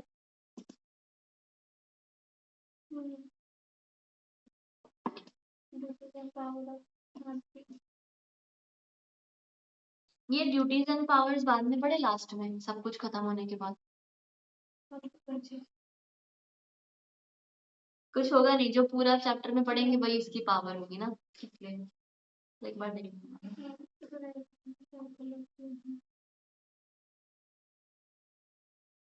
लिस्ट ऑफ क्लेम्स अगला टॉपिक पढ़ते हैं फिर, ठीक है। अब लिस्ट ऑफ क्लेम्स में तुम्हारा नेक्स्ट है list of claims and preliminary information memorandum. एक चीज देखो यहाँ पर, list of claims and preliminary information memorandum, यहाँ पर क्लेम का लिस्ट कौन बनाया? खुद ही कंपनी बनाती है ना, हाँ बीओडी या कंपनी, तो लिस्ट ऑफ क्लेम उन्होंने खुद ही बना दी थी, हमें फर्क नहीं पड़ा। दूसरी चीज, हमें एक आरपी को ऐसा बोला गया कि भाई तू ना वो भी प्रॉपर प्रिपेयर कर ले, क्या कहते हैं उसको, एक प्रिलिमिनरी इंफॉर्मेशन मेमोरेंडम, प्रिलिमिनरी ऐसा एंटायर सब कुछ नहीं है उसके अंदर, एक बेसिक डिटेल्स होंगी जो एक चाहिए हो सकती है, राइट, तो वो बना के रख ले, कल को जरूरत पड़ सकती है, बस बना के रखे, ठीक है। तो पहला, the corporator shall within 2 days of द commencement date submit to the resolution professional the following information updated as on the date in such form and manner as may be specified, namely list of claims along with the details of respective creditors, their security interest and guarantees if any, and a preliminary information memorandum containing the information relevant for formulating the plan, ठीक है। उसके अलावा यहाँ पर ए और B point दिया है ना, सी वाला भी डाल दो, बेस रेजोल्यूशन प्लान, वो भी तो कंपनी बनाती है ना, तो कंपनी सब कुछ ही बना रही है तो वो भी बना देगी। तो 3 चीजें हैं जो कंपनी एक आरपी को 2 दिन के अंदर अंदर देगी। बेस रेजोल्यूशन प्लान, हाँ, 3 चीजें हैं जो कंपनी एक आरपी को कमेंसमेंट डेट के 2 दिन के अंदर अंदर देती है। वो 3 चीजें कौन सी हैं? List of claims, preliminary information memorandum, C base resolution plan, ठीक है, लिख दिया, डन। सेकंड पॉइंट तुम्हारा, where any person has sustained any loss or damage as a consequence of the omission of any material information or inclusion of any misleading information in the list, etc. So every person who is a promoter, as the case may be at the time of the list, या तो has authorized the submission of this without prejudice to this, be liable to pay compensation. जिस बंदे का नाम गलत आएगा या गलती से आएगा या कम लिखा गया या छूट गया, तो उसको कंपेंसेशन देना कंपनी की जिम्मेदारी रहेगी। इजियर है। अगला point, no person shall be liable under this if the list of the claims of the preliminary information memorandum was submitted by the corporate without his knowledge or consent। हाँ, ये हमने कर दी सब जगह पे। इसके अलावा 54E, subject to 54E, who sustained any loss, अगर ऐसा कुछ हुआ तो उस बंदे के पास लास्ट लाइन राइट है to move to the court for seeking compensation. वैसे तो कॉर्पोरेटर को बोला हुआ है कि तू देख ले, जिस बंदे की गलती है उसको बोला हुआ है कि तू देख ले, तू कंपेंसेशन दे दे, पर सब्जेक्ट टू दिस उसके पास एक और राइट है, दे दिया गया है कि तू चले जाना कोर्ट के पास, ठीक है।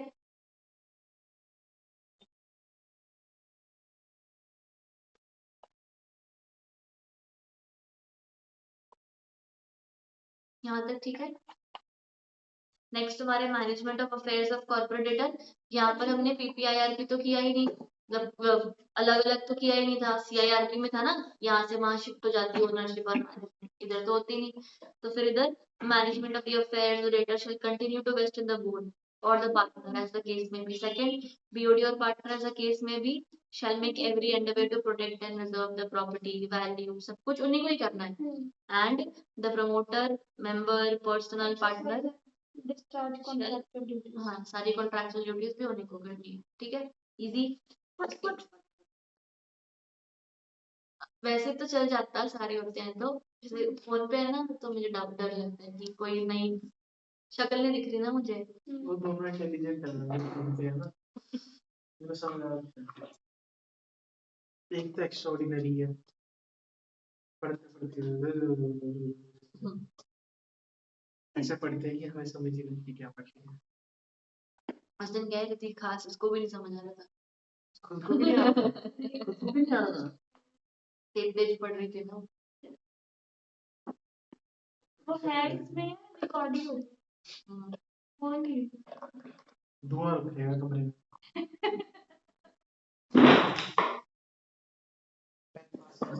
ज्यादा बोलता है ना तो इसलिए ऐसा प्राप्त करनी पड़ रही है। रात में उठा ली। मेरे पाप धुल गए। चल, मेरे को लग रहा है तो सो वहाँ गई। कर दे। हाँ, बस सो गई, मेरे को लग रहा है सो गई। नहीं सोई एकदम हाँ जी। है। ये लोग बोल रहे थे सो गई या धुआं धुआं में होगी। नहीं है, इतना तो प्रेजेंट तुम नहीं होगे जितनी वो होगी। हम तो एकदम उसी पे चुप गए।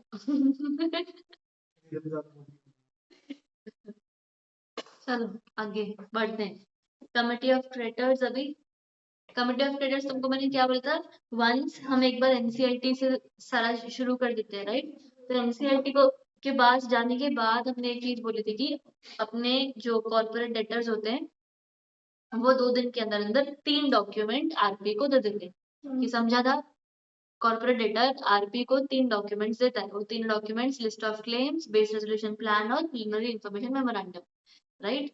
ये सब चीज देता है। उसके बाद आपके पास टाइम होता है जब हम कमिटी ऑफ क्रेडिटर्स बनाते हैं, ठीक है। आरपी के पास जैसे ये 3 डॉक्यूमेंट्स चले गए ना, now the RP will prepare a committee of creditors, right. The committee of creditors will be prepared within 7 days from the date of initiation date. पहले ही दिन से, मतलब पीपीआईआरपी आपका 1 तारीख को मान लो एप्लीकेशन तुम्हारी लगी है, 2 दिन के अंदर अंदर तुम्हारा वो जाएगा, डॉक्यूमेंट जाएगा आरपी को, ठीक है। तो 1 तारीख को तुम्हारा पीपीआईआरपी, तो उस हिसाब से 3rd को तुम्हारे डॉक्यूमेंट्स गए, 7 तारीख को तुम्हारी कमेटी बन जानी चाहिए, 7 नहीं 1 को ना, 8 तारीख को तुम्हारी कमेटी बन जानी चाहिए। तो मैं वही बोल रही हूँ, committee within 7 days of initiation of ये पीपीआईआरपी, ठीक है। तो मैं first point, I am reading the first point. The resolution professional shall within 7 days of the pre package insolvency commencement date, वो स्टार्टिंग वाले दिन से ही तुम्हारा constitute a committee of creditors based on the list of claims confirmed etcetera. Point समझ में आया proper, है ना। पहला दिन 1 तारीख, उसके बाद 3 तारीख को तुम्हारे डॉक्यूमेंट्स चले गए होंगे आरपी के पास। RP on the basis of those documents within 7 days from the first date एक कमिटी ऑफ क्रेडिटर्स बना लेता है। पर इसमें जरूरी नहीं होता क्या? सीओसी बनाना।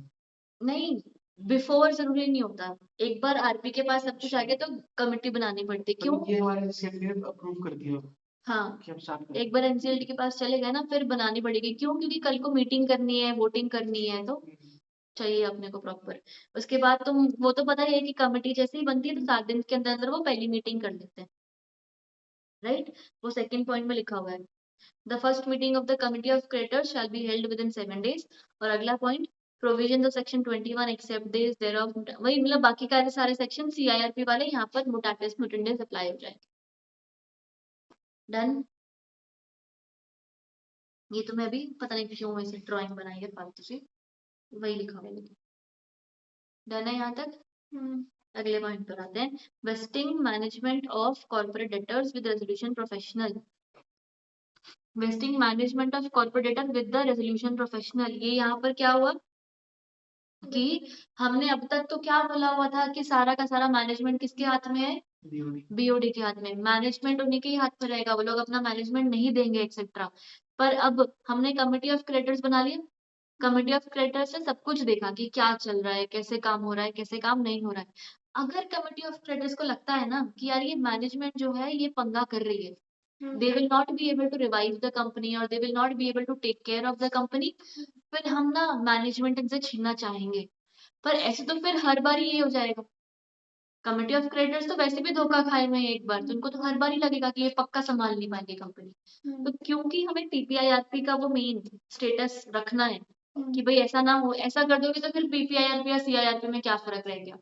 इसीलिए सिर्फ 2 रीजन दिए होंगे कि अगर ये डब्बे में दिए 2 पॉइंट्स, बाकी सब फालतू है, डब्बे का इंपॉर्टेंट है खाली कि अगर 2 पॉइंट्स कि अगर बिजनेस फ्रॉडलेंट मैनर से कंडक्ट हुआ है या दूसरा मिसमैनेजमेंट हुई है ग्रॉस।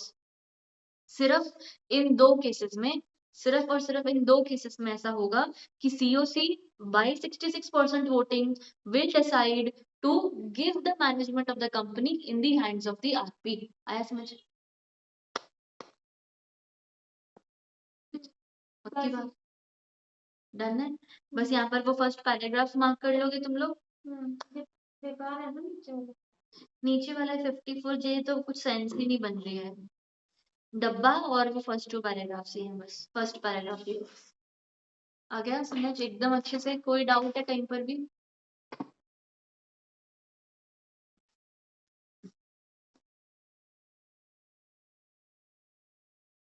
अब कंसिडरेशन एंड प्लान अप्रूवल होगा।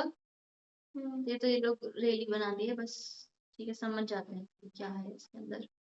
कंसिडरेशन और प्लान अप्रूवल में होगा कि अब जैसे कॉर्पोरेट डेटर है, उसने एक स्टार्टिंग में याद है बेस रेजोल्यूशन प्लान बनाया था, तो अगर मान लो बेस रेजोल्यूशन प्लान पसंद ही आ गया, ठीक है, तो हमने बोला हुआ है कि वो 2 दिन के अंदर तो स्टार्टिंग में दे दिया था ना, जहां पर मैंने तुम्हें सी पॉइंट लिखवाया था, ये वही सी पॉइंट यहाँ पर उन्होंने मेंशन किया है कि ना फ्रॉम दैट डेट आपने वो 2 डेज के अंदर अंदर आरपी को दे दिया था। अब आरपी उस प्लान को कमिटी ऑफ क्रेडिटर्स को देगा। आया समझ? अब क्योंकि हमने एक बेस रेजोल्यूशन प्लान बनाया था, तो एक सारा वही चीज वहां पर ही दे देंगे, और है ना उस प्लान की अप्रूव होने के बहुत चांसेस है। क्यों? क्योंकि हमने उस प्लान को तो पहले ही दिखा दिया था ना, याद है एकदम स्टार्टिंग में बिफोर गोइंग टू एनसीएलटी हमने उनको प्लान दिखा दिया कि देख भाई ये वाला प्लान है, इस प्लान के भरोसे हम एनसीएलटी के पास जाने वाले हैं, तुझे चलेगा तो बता, क्योंकि फिर बाद में 90 दिन में काम खत्म होना औखा हो जाएगा, राइट? तो इसलिए सेकंड पॉइंट में the committee of creditors may provide the corporator an opportunity to revise, क्योंकि अगर प्रॉब्लम हुई है कोई तो बोलेगा कि रिवाइज कर दे प्रायर टू हिज अप्रूवल और invitation of prospective resolution applicants. Point समझा कि हमने प्लान दिखाया कमिटी ऑफ क्रेडिटर को, कमिटी ऑफ क्रेडिटर को या तो प्लान पसंद आ गया तो वेरी गुड, सब खत्म। मान लो प्लान पसंद आया है पर कुछ चीजें हो सकती जो ठीक हो सकती हैं, राइट? तो दूसरी चीज वो बोलेंगे कि अपॉर्चुनिटी है, ठीक कर दे, मेरे को ठीक करके वापस दे दे, I will be happy. Third point क्या होगा ना, बोला क्या फालतू प्लान है, सब खराब हो गया, ये हो गया वो हो गया, तो प्रॉब्लम हो गई। अगर सब प्रॉब्लम हो ही गई है तो अब हम है ना फिर से वो सीआईआरपी वाला था ना चीजें, ईओआई करना, रेजोल्यूशन एप्लीकेंट से प्लान मंगवाना, हम वो सब करने लग जाएंगे। तो इसलिए उन्होंने बोला कि before going to the prospective resolution applicant, है ना, वो आरए वाले की एंट्री होए उससे पहले हम तेरे को एक अपॉर्चुनिटी दे रहे हैं, सीधी सादी, डन है। फिर वो नहीं हुआ तो फिर आगे हम देखेंगे आरए के पास कैसे जाना है। तो next third point, the resolution plans and the base resolution plan. मान लो बाहर से भी आ गया, बेस रेजोल्यूशन प्लान भी हमारे पास था ही पहले से, अब इन दोनों को कंपेयर कर रहे हैं। अगर ये दोनों सिमिलर सिमिलर से हैं तो वोटिंग वोटिंग करके हम देख लेंगे। अगर ये दोनों सिग्निफिकेंटली डिफरेंट है, एक कुछ अलग ही बोल रहा है, कुछ अलग ही बोल रहा है, तो जो हमको बेनिफिशियल लगेगा दोनों में से हम लेने वाले हैं। तो भाई देख लेते हैं क्या है। The resolution plans and base resolution plan submitted under this shall conform to the requirements refer to in this, and बाकी मतलब वही मेन सेक्शन सेम अप्लाई हो जाएंगे, वो देख लेते हैं। यहाँ तक समझ में आ गया? इसके बाद रिक्वायरमेंट ऑफ रेजोल्यूशन प्लान, ये याद है वो ये पढ़ा हम कल तो पढ़ा। ये पढ़ा वाला ही है बस वही, पर बस एक खाली वो एक ही रेजोल्यूशन प्लान जो हम उनसे मंगवाना चाह रहे हैं, वो रिक्वेस्ट फॉर रेजोल्यूशन प्लान जो होता है ना, एक उनको वो डॉक्यूमेंट भी देंगे और उस हिसाब से वो लोग हमें प्लान देने वाले हैं। तो इसलिए आरपी जो होगा ना, जो प्लान लेता है रिसीव करता है उसको वो चेक करता है, तो यहाँ पर वही दिया होता है कि कैसे चेक कर रहा है, कि चेक करने के लिए क्या करता है वो, कि कॉस्ट का प्रोविजन है, ऑपरेशनल क्रेडिट्स का प्रोविजन है, प्रायोरिटी में प्रोविजन है, लिक्विडेशन तक का मिनिमम पैसा मिलेगा, वो सेम चीजें दी हुई है जो पिछले चैप्टर में थी। डन है? एक बार ये देख लो, कुछ अलग नया नहीं होगा होपफुली उसमें। ठीक है, आगे आए नेक्स्ट पॉइंट पे, फिर फिफ्थ पॉइंट आ जाओ। फोर्थ पॉइंट में से खास है क्या? हाँ, fourth point, the committee of creditors may approve the base plan for submission to the AA if it does not impair any claims owed by the corporate debtor to the operation. Impair मतलब वही कि तुम claim को honour नहीं कर रहे हो, मेरे को पैसा देना है, तुम दे नहीं रहे हो, तुमने कोई प्लान में प्रोविजन नहीं बनाया, तो प्रॉब्लम हो जाएगी ना। तो if it does not empire तो हम अप्रूव करके एओ को दे देंगे, हमें कोई प्रॉब्लम नहीं है, काम जल्दी खत्म होएगा। दूसरा, वेर, अब ये ना पूरी वो ही प्रोसेस चाहिए, तो इसको बस फटाफट रीड ही करना है। Now, second, where the committee of creditor does not approve the base plan और the base plan जो है वो impair करता है claims को, है ना। तो हम second line दिया हुआ है, we will invite prospective resolution applicants to submit a resolution plan or plan to compete with the base plan। यहाँ तक समझ में आया? 6th point, resolution applicant submit करेंगे resolution plan person to the invitation shall fulfil such criteria as may be laid down by the professional. वही ठीक है, अपने हिसाब से वो लोग क्लाइंट्स तुम्हें देंगे। Done. 7th, the plan shall provide to the resolution applicants evaluation criteria, जो होता है ना वो दो तीन चार चीजें देते हैं, बेसिस फॉर इवैल्यूएशन, हाँ इवैल्यूएशन मैट्रिक्स, और दूसरा इंफॉर्मेशन मेमोरेंडम टाइप का रेलेवेंट इंफॉर्मेशन। तो before asking them for the plan we will give them two things, base for evaluation और रेलेवेंट इंफॉर्मेशन। यहाँ तक डन है। फिर जो प्लान आएगा, the RP will present to the committee of creators for its evaluation resolution plans which conform to the requirement। RP को जो पसंद आया COC के पास लिखो, वही हम CRP टाइप के प्रोसेस में पहुंच गए हैं अभी, वो उसके पास लेकर जाएगा। अब COC के पास प्लान पहुंच गया है, तो where on the basis of the criteria laid down the committee of creator decide that the resolution plan selected under 9, मतलब जो बाहर वाला आया है, it is significantly better than the base resolution plan, such plan may be selected provided that the criteria laid down by the committee under this shall be subject to conditions, ठीक है, as will be specified। उसके बाद 11th, अगर जो plan आया है is not considered for approval or does not fulfill the requirements, it will compete now with the base। क्यों, इतना कुछ खास आया नहीं जो आना चाहिए था, तो उसका compete करेंगे हम base resolution plan के साथ in such manner and subject to such conditions as may be specified। फिर जो select होगा, the resolution plan selected for approval as the case may be will be approved by the COC। फिर हम आगे देंगे उसको AA को, authority को। अप्रूवल करने के लिए क्या चाहिए था, वही 66% vote, not less than 66% voting shares होगा after considering its feasibility, viability and the manner of distribution including priority, सब वही प्रॉपर्टी होगा। आ रहा है ना, साथ में हो ना सारे। ये हुआ। Lastly while considering feasibility, viability, तो हम चेक करेंगे ये किसी की भी क्लेम को इम्पेयर तो नहीं कर रहा, बार बार वही चेक करेंगे, फर्स्ट लाइन में भी वही चेक किया। बताओ कोई डाउट है? रेजोल्यूशन प्लान नहीं चला तो फिर बेस वाला लेंगे। हाँ, फिर दोनों का वोटिंग करवा देंगे।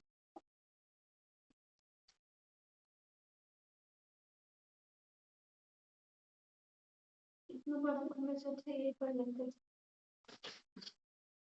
एक ना चीज ध्यान रखो, एक ध्यान रखो प्लीज, मेन इम्पोर्टेंट चीज क्या है कि अगर वो ऑपरेशनल क्रेडिटर के राइट को इम्पेयर करता है, फिर तो हम उसको रिजेक्ट ही कर देते थे ना कि नहीं सही नहीं।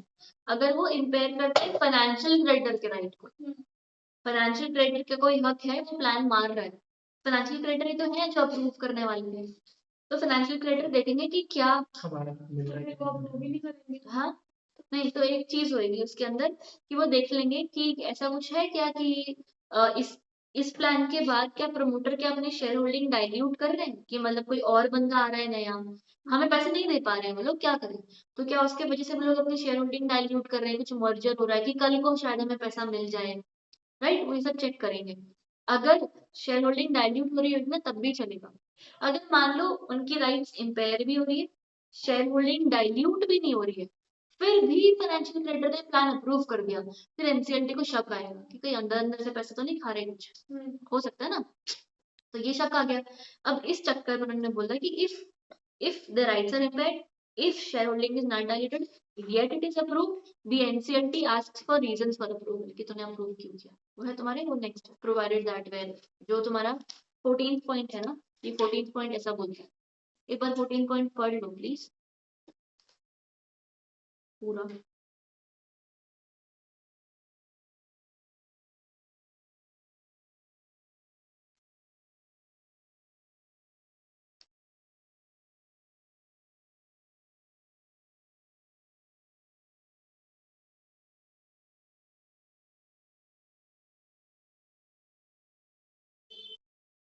ठीक है।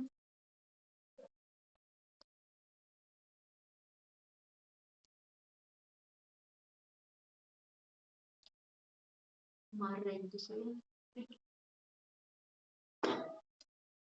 उनके बच्चे हैं। बड़े लोगों की आवाज आ रही है,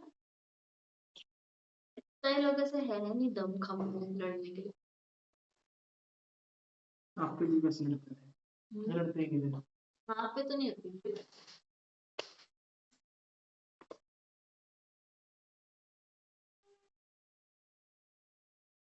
खाली आवाज ही आती है, मार क्या रुक क्या आएगा क्या करेगा क्या, करना कोई कुछ भी नहीं है।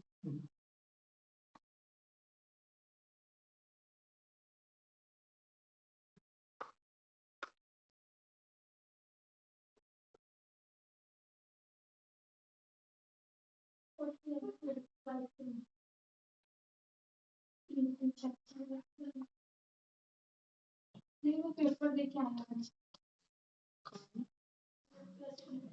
पे बोर्ड है ना, बोर्ड है मतलब आर्ट बोर्ड पे।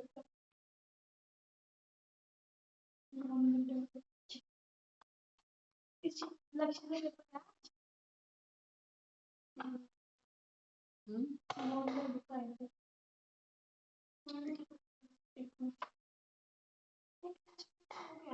और साइंस में इसका भी नहीं नॉन मेड, आज नॉन-मेड का होगा तो मेड साइंस दूसरे वाले का क्यों नहीं हो सकता? क्योंकि ये कह रहा है ना कॉमर्स का नहीं है तो नॉन-मेड भी होगा। बायो वालों का क्यों नहीं हो सकता? वो पूछ रही हूँ मैं, तभी तो पूछ रही हूँ कि साइंस में नहीं नहीं है। क्योंकि मेरे को बच्चे ने एक लड़के की स्नैप आई थी वो नॉन-मेड में है। चल पढ़े आगे, कि डब्बे तो तुम पढ़ी होगी ना, जो सेम ही लिखा होगा ना। अब approval of resolution plan, heading वहां पे बाय एनसीईआरटी कर लो, ठीक है। तो एनसीईआरटी के पास गए, एनसीईआरटी को 30 दिन का टाइम दिया है, तो देख देख दू के अपना कर दे अप्रूव। फर्स्ट वाले पॉइंट में 30 डेज दिया है, फिर प्रोवाइडेड दैट ये वो अप्रूवल, फिर देखिएगा इफेक्टिव इम्प्लीमेंटेशन, वो सेम पॉइंट्स हैं अभी, कि अगर डज नॉट कंफर्म तो फिर वो रिजेक्ट कर देगा एक्सेट्रा।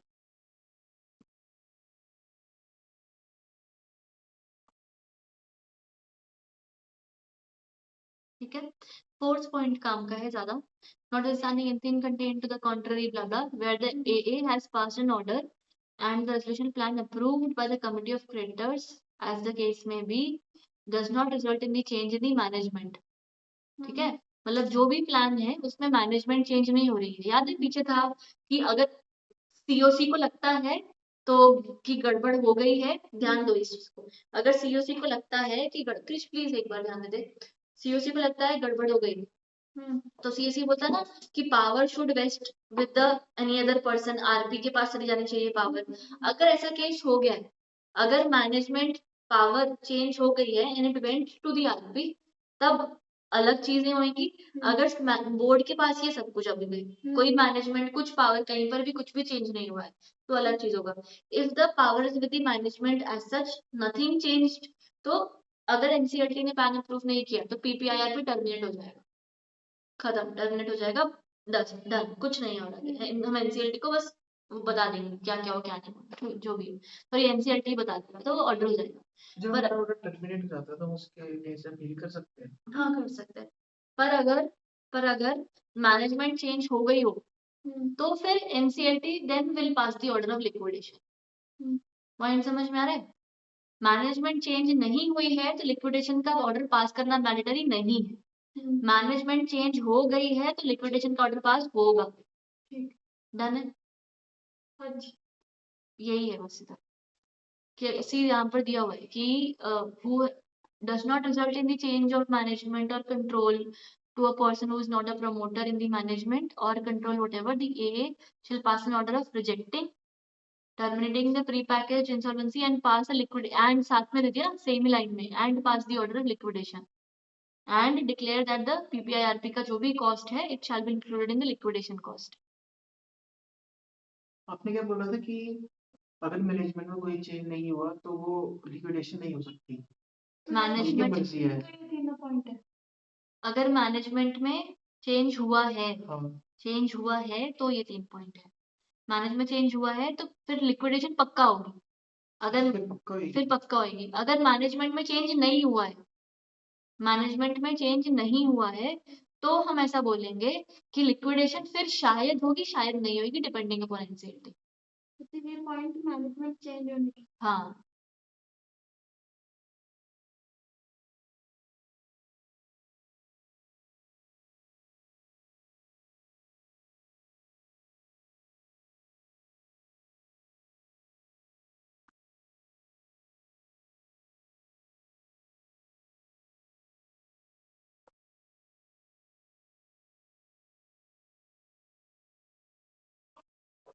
ये है हमारा कि मैनेजमेंट चेंज नहीं हुई। हुई है, नो चेंजिंग, चेंज नॉट।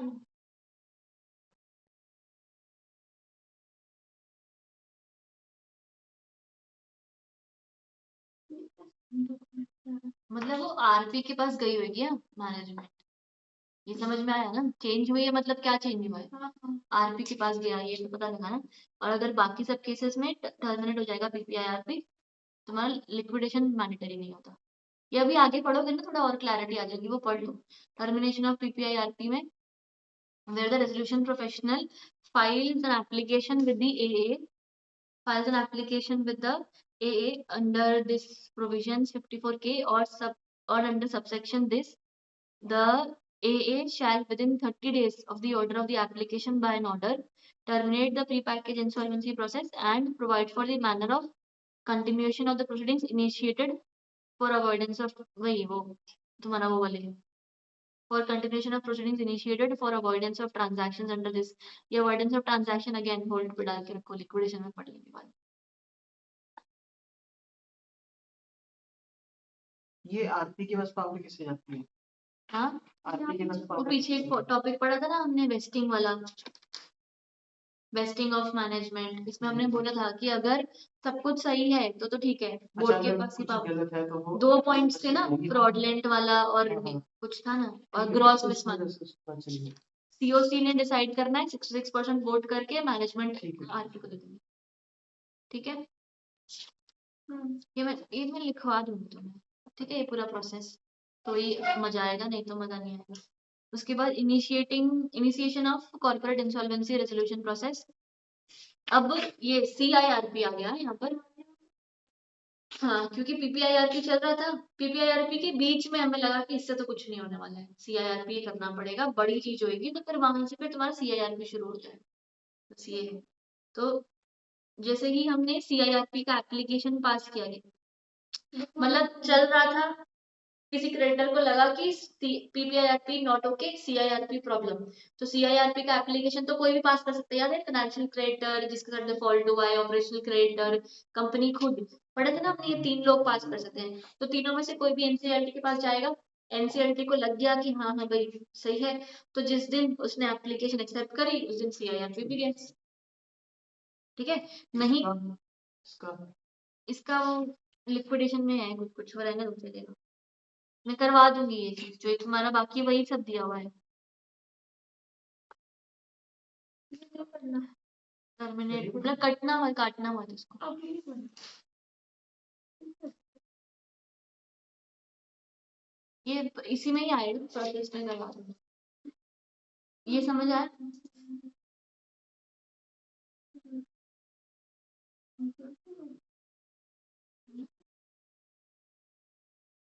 क्या हो जा रहा था, दिक्कत है क्या मेरे क्यों आती है?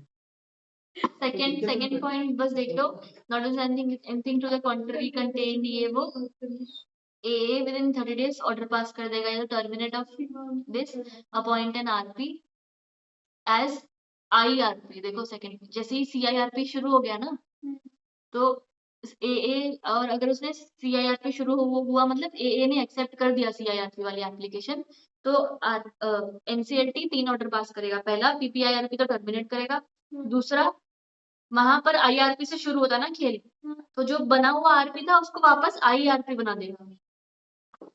सेकंड ये वाला सब होएगा हमारा रेजोल्यूशन प्लान अप्रूव होने से पहले पहले। ये क्या पढ़ रहे हैं हमें, ये क्या टॉपिक है? सही बोल रहा हूँ, बिल्कुल। ये लिखा हुआ है देखो, द कमिटी ऑफ क्रेडिटर्स। पर ये टॉपिक क्या है? टॉपिक खाली बता दो मुझे। टॉपिक यही है कि जो हम उसको टर्मिनेट करते हैं, इसको आरपी को, नहीं जो board of committee, board of होता है, डायरेक्टर का बीओडी का, उसकी जो पावर है उसको वो इनको पसंद नहीं आ रही थी, वो क्या रेजोल्यूशन प्लान निकाल रहे हैं, वो नहीं है टर्मिनेट करने वाला।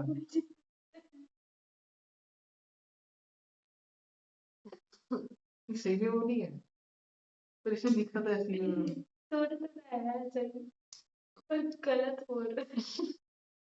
टॉपिक ही बता दे, अंदर का तो ठीक है, टॉपिक बता दे खाली। ये नहीं पढ़ना। हम CIRP स्टार्ट कर रहे हैं, तो हमारा जो पिछले वाला वो टर्मिनेट हो गया ना, तो तभी तो CIRP करेंगे। PPIRP टर्मिनेट हो गया और CIRP स्टार्ट कर रहे हैं, तो उसके वो लिए क्या होगा? पीपीआईआरपी को टर्मिनेट करने की जरूरत नहीं है, पीपीआईआरपी चल रहा है तेरा और किसी भी बंदे ने सीआईआरपी की एप्लीकेशन फाइल कर दी है तो एनसीएलटी फिर ये ऑर्डर पास करेगा। Now NCLT will terminate the PPI. Same company के लिए हाँ, नहीं, तो सेम कंपनी के PPIRP और CIRP कैसे हो गए? सेम कंपनी के लिए पीपीआईआरपी चल रहा पीपीआईआरपी चल रहा था। पॉइंट नंबर 1 देख, ध्यान दे, मैंने यही तेरे को बार बार बता रही हूँ कि पीपीआईआरपी चल रहा था। उस दौरान किसी क्रेडिटर को लगा कि इनसे ना हो पाएगा, बोर्ड ऑफ मैनेजमेंट से नहीं हो पाएगा, तो पीपीआईआरपी जैसी चीज है नहीं, ये अच्छी कंपनी है। अच्छी इन द सेंस कि मैं जो भी जब कंपनी है it can not be resolve through PPIRP, तो वो तो वी वांट सीआईआरपी नाउ। तो during the process they will file to the NCLT कि this is not done whatever is happening, I want to initiate CIRP of this company. तो फिर NCLT will terminate the going on, जो चल रही है पीपीआईआरपी है ना, उसको टर्मिनेट करवा देगी कि भाई ये तो नहीं हो पाएगा, ये बंद करो और सीआईआरपी शुरू करो। तो 3 ऑर्डर साइमल्टेनियसली पास करेगी। पहला पीपीआईआरपी को टर्मिनेट करने का, दूसरा आईआरपी अपॉइंट करने का। अब आईआरपी अलग से तो खुद अपॉइंट नहीं करेगी, जो RP है उसको ही IRP। जो बना हुआ पीछे आईआरपी था उसको आईआरपी बना देगी। मतलब वही एक तरीके का डिमोशन हो गया हम लोग का, राइट। दूसरा और थर्ड पॉइंट, डिक्लेयर कि जो सीआईआरपी का जो सारा कॉस्ट था, सॉरी पीपीआईआरपी का जो सारा कॉस्ट था वो सीआईआरपी के कॉस्ट में जुड़ जाएगा और टोटल सीआईआरपी का बाद में जब कॉस्ट निकलेगा तो उसमें सारे पेमेंट हो जाएगी। तो फिर वो क्या था जब पावर BOD की RP पे जा रही थी? वो सिर्फ उस पे सिर्फ इतना फर्क पड़ता है कि अगर पावर ऑफ सीओसी ने डिसाइड किया, पीछे सीओसी ने डिसाइड किया कि बीओटी से काम नहीं हो रहा है, आरपी को पावर दे दो, अच्छा, वो सिर्फ तो बस वो वहां पर चला गया। अब नहीं, एक बार पूरा ध्यान दे, वहां पर चला गया। अब आगे जाके जब हमारा प्लान बन जाता है ना और हम एनसीएलटी के पास जाते हैं कि एनसीएलटी हमारा ये प्लान है तो अप्रूव या तो रिजेक्ट कर, पीपीआईआरपी के अंदर, सीआईआरपी नहीं पीपीआईआरपी के अंदर रिजेक्ट या अप्रूव कर। अगर पीछे से मैनेजमेंट चेंज हो गई है, आरपी के पास चला गया है और वापस से उनके पास तो जाने वाला है नहीं, ठीक है, और अगले किसी के और के पास जाने के लिए हमारे पास प्रोविजन नहीं है, तो फिर लिक्विडेशन हो जाएगा। अगर नहीं हुआ है तो फिर सिर्फ पीपीआईआरपी टर्मिनेट होगा। कंपनी का लिक्विडेशन कर सकते हैं। वो मर्जी है, नहीं उसमें भी उसमें गैप होगा पूरा 12 महीने का। अगर पीपीआईआरपी प्रॉपरली टर्मिनेट हुआ है ना तो एक पीपीआईआरपी खत्म होने के और दूसरा सीआईआरपी के शुरू होने में 12 महीने का कूलिंग पीरियड होता है। अच्छा, जब टर्मिनेट हुआ है। सुनो, ये चीज हमेशा ध्यान रखना, पीपीआईआरपी मान ले शुरू करना है, पीपीआईआरपी में शुरू करना है तो मैं पीछे क्या देखूंगी, पीछे अगर सीआईआरपी या पीपीआईआरपी हो रखा है तो 3 साल, हाँ एग्जैक्टली 3 साल। पर अगर मुझे सीआईआरपी करना है, ठीक है, तो पीछे मुझे 3 साल नहीं देखना, पीछे सिर्फ 12 महीने देखने हैं। अगर कंपनी का 12 महीने से पहले पीपीआईआरपी या 12 महीने से पहले सीआईआरपी हुआ हो तो सीआईआरपी इनिशिएट आज हो सकता है, तो ठीक है। इस वाले केस में है जो NCLT टर्मिनेट कर रहा है, वो एप्लीकेशन जो भी देगा बंदा, तो उसकी वजह से टर्मिनेट कर रहा है, तो उनको 12 महीने रुकना पड़ेगा, उसका नहीं, अपना start साथ हो के जाएगा। साथ हो जाएगा क्योंकि टर्मिनेट ही नहीं हुआ ना, मतलब it was not terminated before. Point समझ में आ रहा है, ये सीआईआरपी की एप्लीकेशन के वजह से टर्मिनेट हो रहा है, not it was terminated and then it started, ऐसा नहीं है। समझ में आई चीज, समझ में आई प्रॉपर्ली।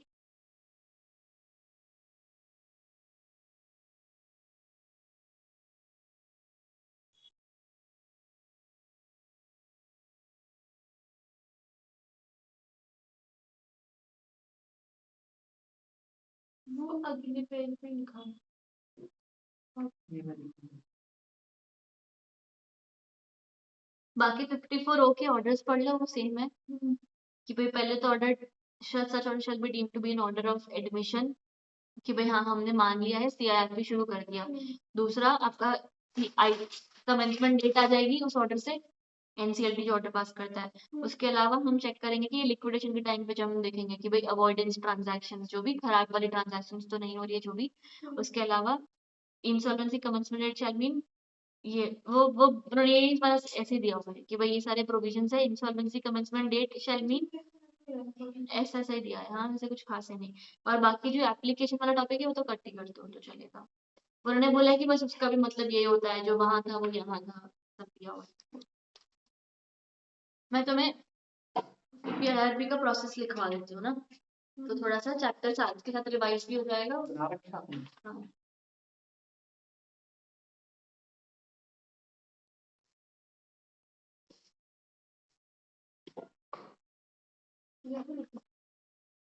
हाँ, आ जाएगा वैसे तो उसमें।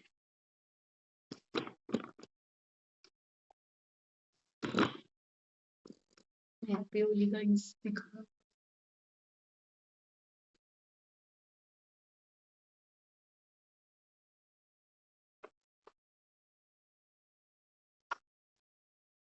एकदम है ना, स्टार्टिंग से शुरू करते हैं ना। कितना बड़ा है? आ ही जाना चाहिए।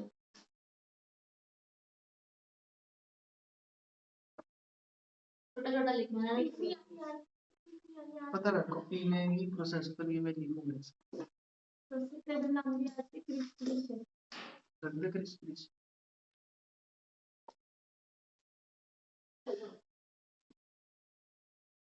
नहीं, किस कंसर्न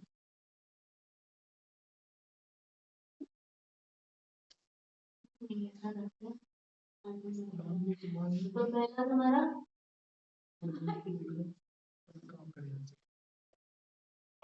सबसे पहला तुम्हारा यही होगा, तो तुम्हें जो चेक करनी होती है ना, तो चेक करो कि वो एमएसएमई है कि नहीं। दूसरा चेक करो कि उसका कूलिंग पीरियड जो है, कूलिंग पीरियड तो तुम्हें पता लग गया ना क्या होता है। हाँ जी। 3 साल। हाँ, तो कूलिंग पीरियड उसका अबाइड हो रहा है या नहीं हो रहा है, वो चेक करोगे। और थर्डली तुम चेक करोगे 29A की एलिजिबिलिटीज। तो क्या है 29A एलिजिबल थी, वो पिछले वाले चैप्टर में जो हमने पढ़ा था। एक अनडिस्चार्ज, हाँ, अनडिस्चार्ज इंसॉल्वेंट तो नहीं है।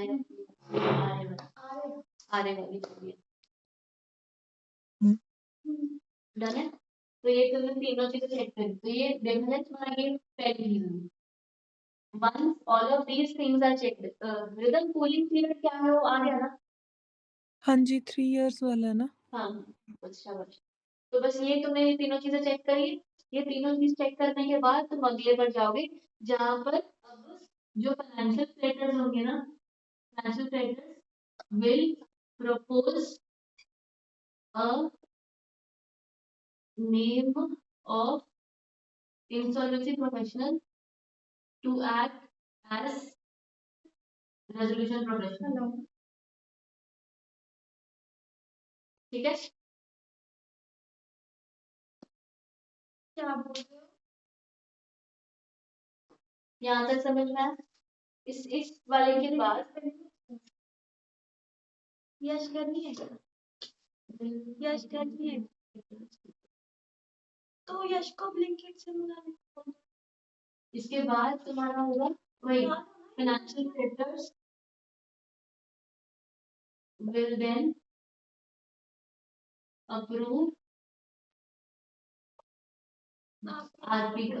ठीक है, रेजोल्यूशन प्रोफेशनल को अप्रूव करके वो लोग काम कर देंगे।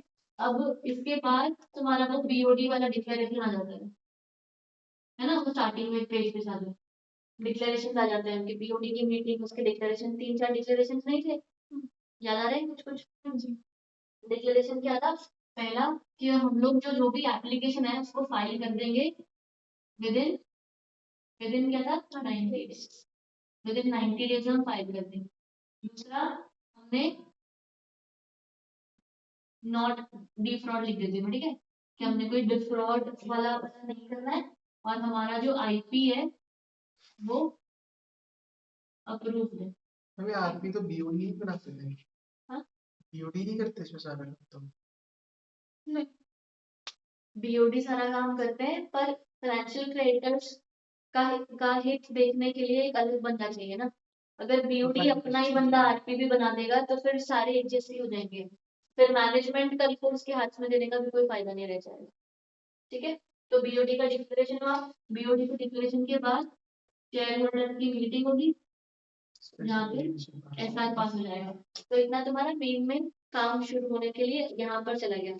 अब उसके बाद हम वापस से फाइनेंशियल क्रेडिटर के पास जाते थे, याद आ रहा है कि भाई प्लान हमारा देख ले तो एक्सेट्रा एक्सेट्रा। तो रिपोर्ट देंगे, डिक्लेरेशन देंगे, बेस प्लान देंगे, हाँ, और अप्रूवल रेजोल्यूशन अप्रूवल फ्रॉम, मैं अनरिलेटेड लिख रही हूँ यहाँ पे, अप्रूवल फ्रॉम अनरिलेटेड फाइनेंशियल, क्योंकि सारे कार्य मैंने इकट्ठा रखा मुझे, approval from unrelated financial creditors to go through with the application. कौन सी एप्लीकेशन? एनसीएलटी फाइल करेगा। हाँ, तो TPIRPG एप्लीकेशन अच्छा टू NCLT, ठीक है?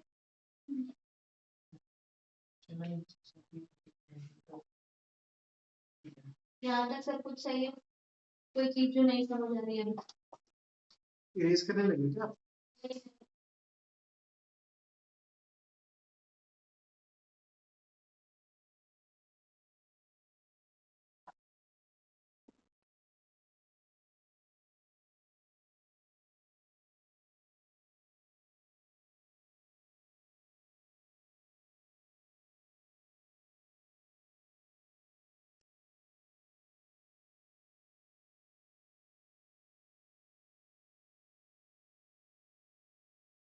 जैसे हमने यहाँ पर किया इतना, नेक्स्ट हमने एप्लीकेशन के लिए पूछ लिया सबको कि भाई हमें एप्लीकेशन करनी है, वो संडे आके जाए, तो नेक्स्ट हमारा था ना इंश्योरेंस प्रोफेशनल जो था, तुमको मार्केट भी लिख सकते हैं, रेजोल्यूशन प्रोफेशनल जो था, इट विल प्रिपेयर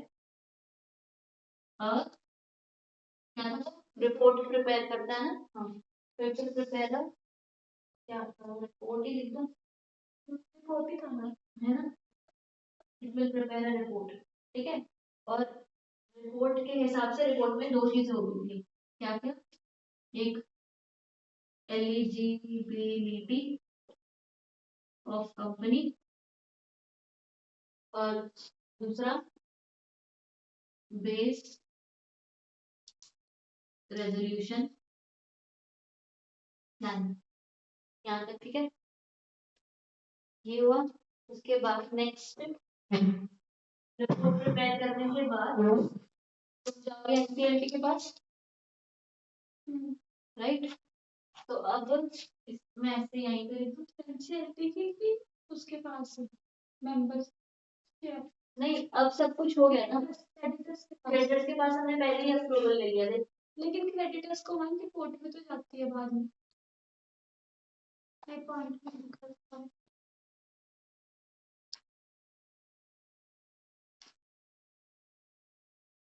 हाँ, जब यहाँ पे अप्रूवल होगी ना तो उनको दे देना, रिपोर्ट में बाद में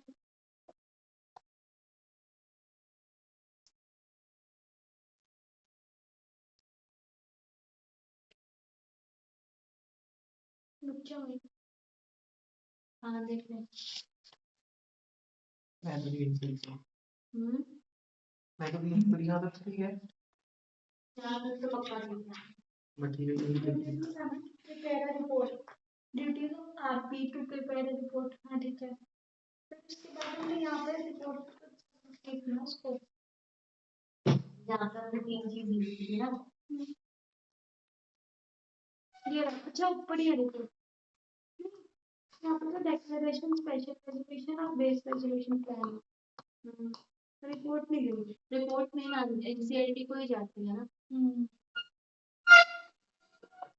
ठीक है? अब हाँ, यहाँ पर लिख लो बोले कि हमें approval from unrelated financial creditors, इनको हम तीन चीज देते हैं ना, यही तीन चीज देने वाले हैं हम, डिक्लेरेशन, स्पेशल रेजोल्यूशन और बेस रेजोल्यूशन। और बेस रेजोल्यूशन प्लान, ठीक है? ये एडिशनल डॉक्यूमेंट्स सब आ रहे हैं ना फोन में, ठीक है? यहाँ तक डन है। अब आगे ये जो सब एप्लीकेशन में लिखते हैं सारा, ये डिक्लेरेशन पीआरपी चाहिए।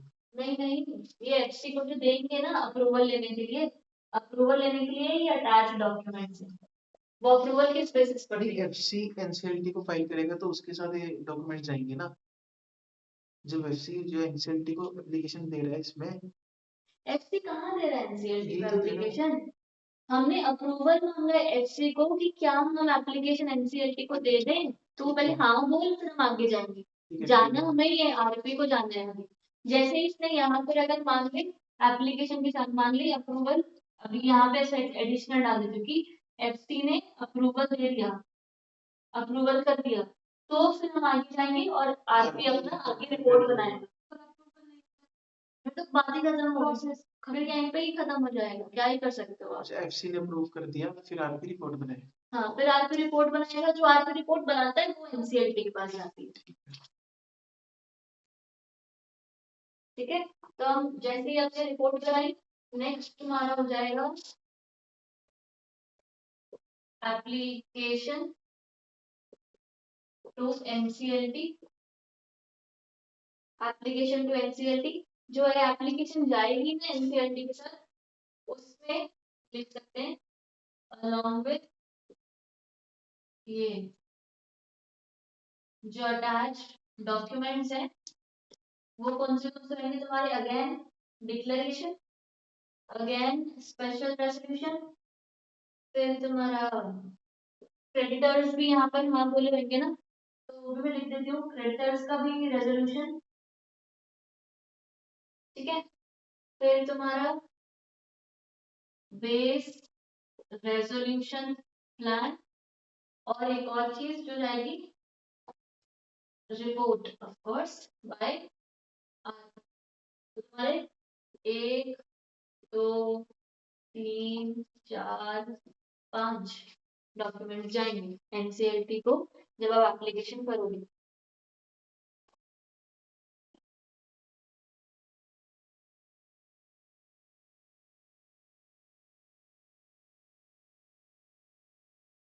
आ रहा है समझ? Application to NCLT along with attached documents. Attached documents include declaration by the BOD, special resolution passed by the shareholders, creditors resolution, ठीक है, approving to go through with the application, base resolution plan, and lastly a report by prepared by the RP. Done है यहाँ तक?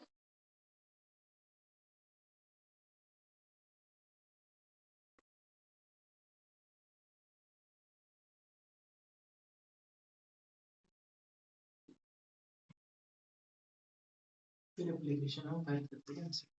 हाँ, ये यहाँ से ऊपर वाला बटा ना जिया तो देखिए हम। हाँ जी लास्ट पॉइंट पे इसी पे है। जैसे ही डॉक्यूमेंट्स एनसीएलटी के पास जाते हैं तो एनसीएलटी क्या करेगा, या तो एक्सेप्ट या तो रिजेक्ट, है ना। रिपोर्ट पढ़ने के बाद या तो वो हाँ बोलेगा कि हाँ नहीं बढ़िया है सही है तो एक्सेप्ट कर लेगा, या तो रिजेक्ट कर देगा। अगर मान लो उसने रिजेक्ट का ही दे दिया, सिंपल सिंपल रिजेक्ट का दे दिया, तो वो बोल देगा अच्छा अब तक इस आईपी ने जो जो काम किया है उसकी कोई तो फीस बॉर्न करेगा ना, कोई तो फीस बेयर करेगा, तो IP fees to be order दे देगा कि IP fees to be borne by the company।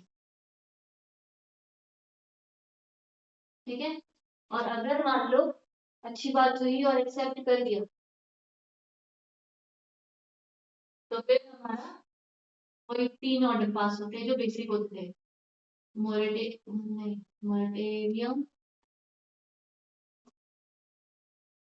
Public announcement, what is document में फोर्थ नंबर पे क्या है?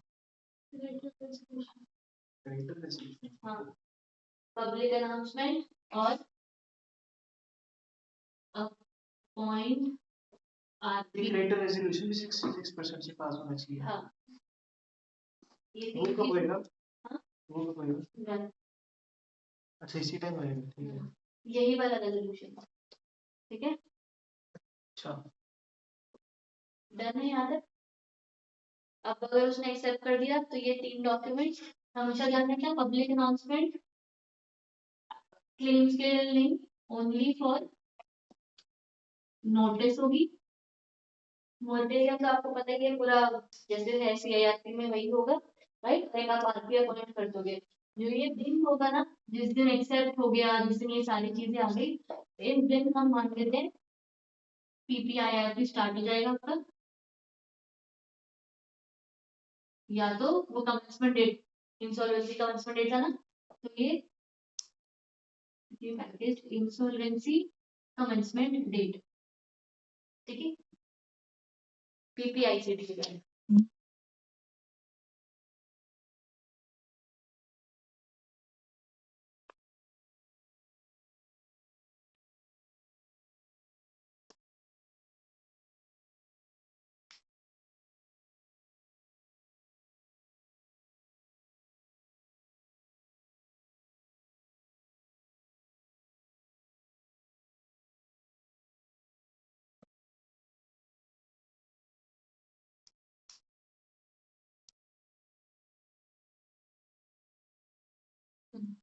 यहाँ से देखते हैं,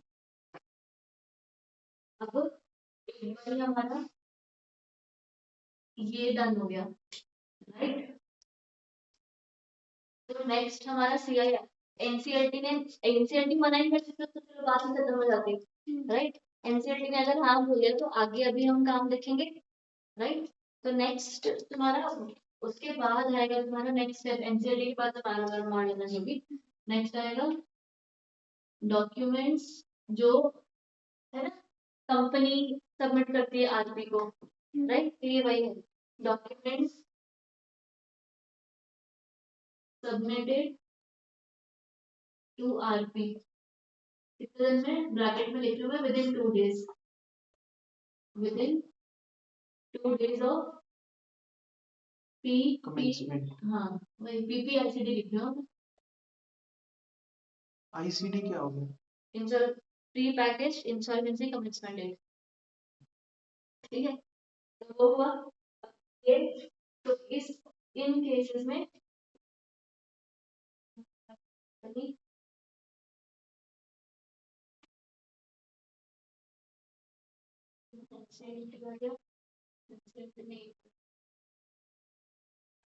ठीक है, उसको डॉक्यूमेंट्स कौन से देने वाले हैं, लिस्ट ऑफ वो क्लेम्स वाले, है ना, क्रेडिटर से जो जो क्लेम आया होगा वो, उसके अलावा बेस रेजोल्यूशन प्लान, और एक और चीज आएगी वो थी प्रिलिमिनरी इंफॉर्मेशन मेमोरेंडम। वैसे इसका कहीं पर कोई काम नहीं आता है, पर कल को अगर हमने एक्सेप्ट नहीं किया कि कंपनी से हमें नहीं करवाना, हमें बाहर से रेजोल्यूशन एप्लीकेंट चाहिए, तो उस टाइम पर हमको इंफॉर्मेशन मेमोरेंडम देना पड़ सकता है, इसलिए हम पहले से तैयार करके रखे हुए हैं, ठीक है। तो विद इन 2 days आपने वो दे दिया, जैसे ही आपने ये दे दिया उसके बाद तुम्हारा था ना कि ये documents to be submitted to RP, तो इसके बाद हम बोलते हैं कि वो आरपी अपना वो बना देता है, within 7 days of PPICD COC बना देता है, वही था, तो ये है ना, आरपी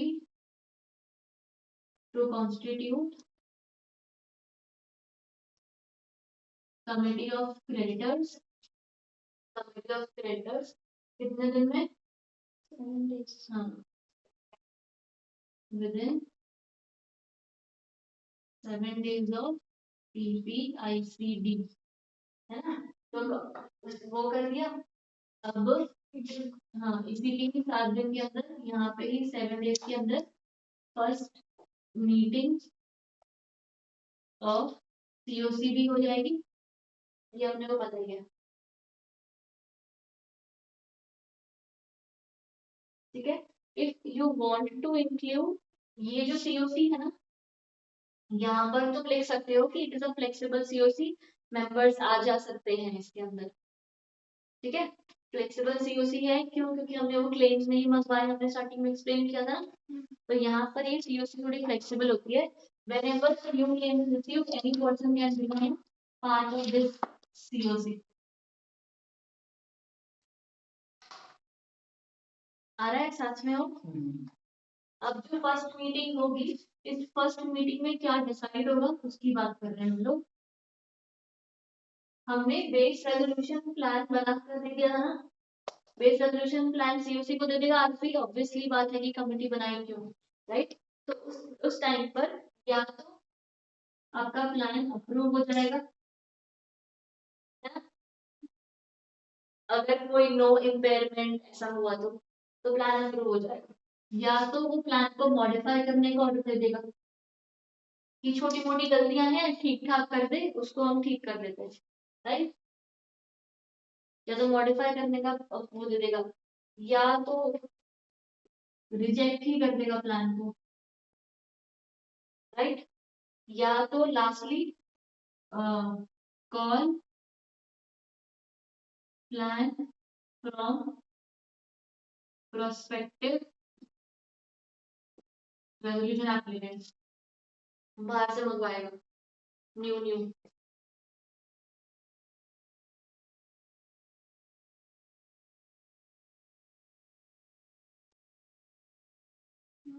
आया समझ? अगर अप्रूव हो गया तो चलो बात खत्म, मॉडिफाई हुआ तो कोई प्रॉब्लम होगी, मॉडिफाई में फिर वो वही वो 7 दिन मॉडिफिकेशन अगर तुम्हें लिखना है तो लिख लो, वही है वो 7 days मॉडिफिकेशन, मॉडिफिकेशन एक्सेप्ट, तो बात खत्म, राइट। रिजेक्ट हो गया तो पीपीआईआरपी टर्मिनेट हो जाता है, ठीक है, कोई लिक्विडेशन नहीं है, खाली पीपीआईआरपी टर्मिनेट हो जाता है। और अगर थर्ड प्लान किया तो अब थर्ड थर्ड लोगों से मंगवा रहे हैं हम लोग कि तू रेजोल्यूशन एप्लीकेंट से नया वाला प्लान लेकर, तो आरपी के पास अचानक से बहुत सारा काम हो जाएगा। तो इन दिस केस फिर RP will take actions to वो क्या कहो, कॉल फॉर वो ईओआई मंगवाएगा, इंफॉर्मेशन मेमोरेंडम होगा, और उसके अलावा रिक्वेस्ट फॉर रेजोल्यूशन प्लान था ना, वो जो आई सीआईआरपी में था, रिक्वेस्ट फॉर रेजोल्यूशन प्लान, ये सारा वो काम करना शुरू कर देगा, ठीक है। यहाँ पर पहले ऐसा करके लिख लो सेम एज सीआईआर,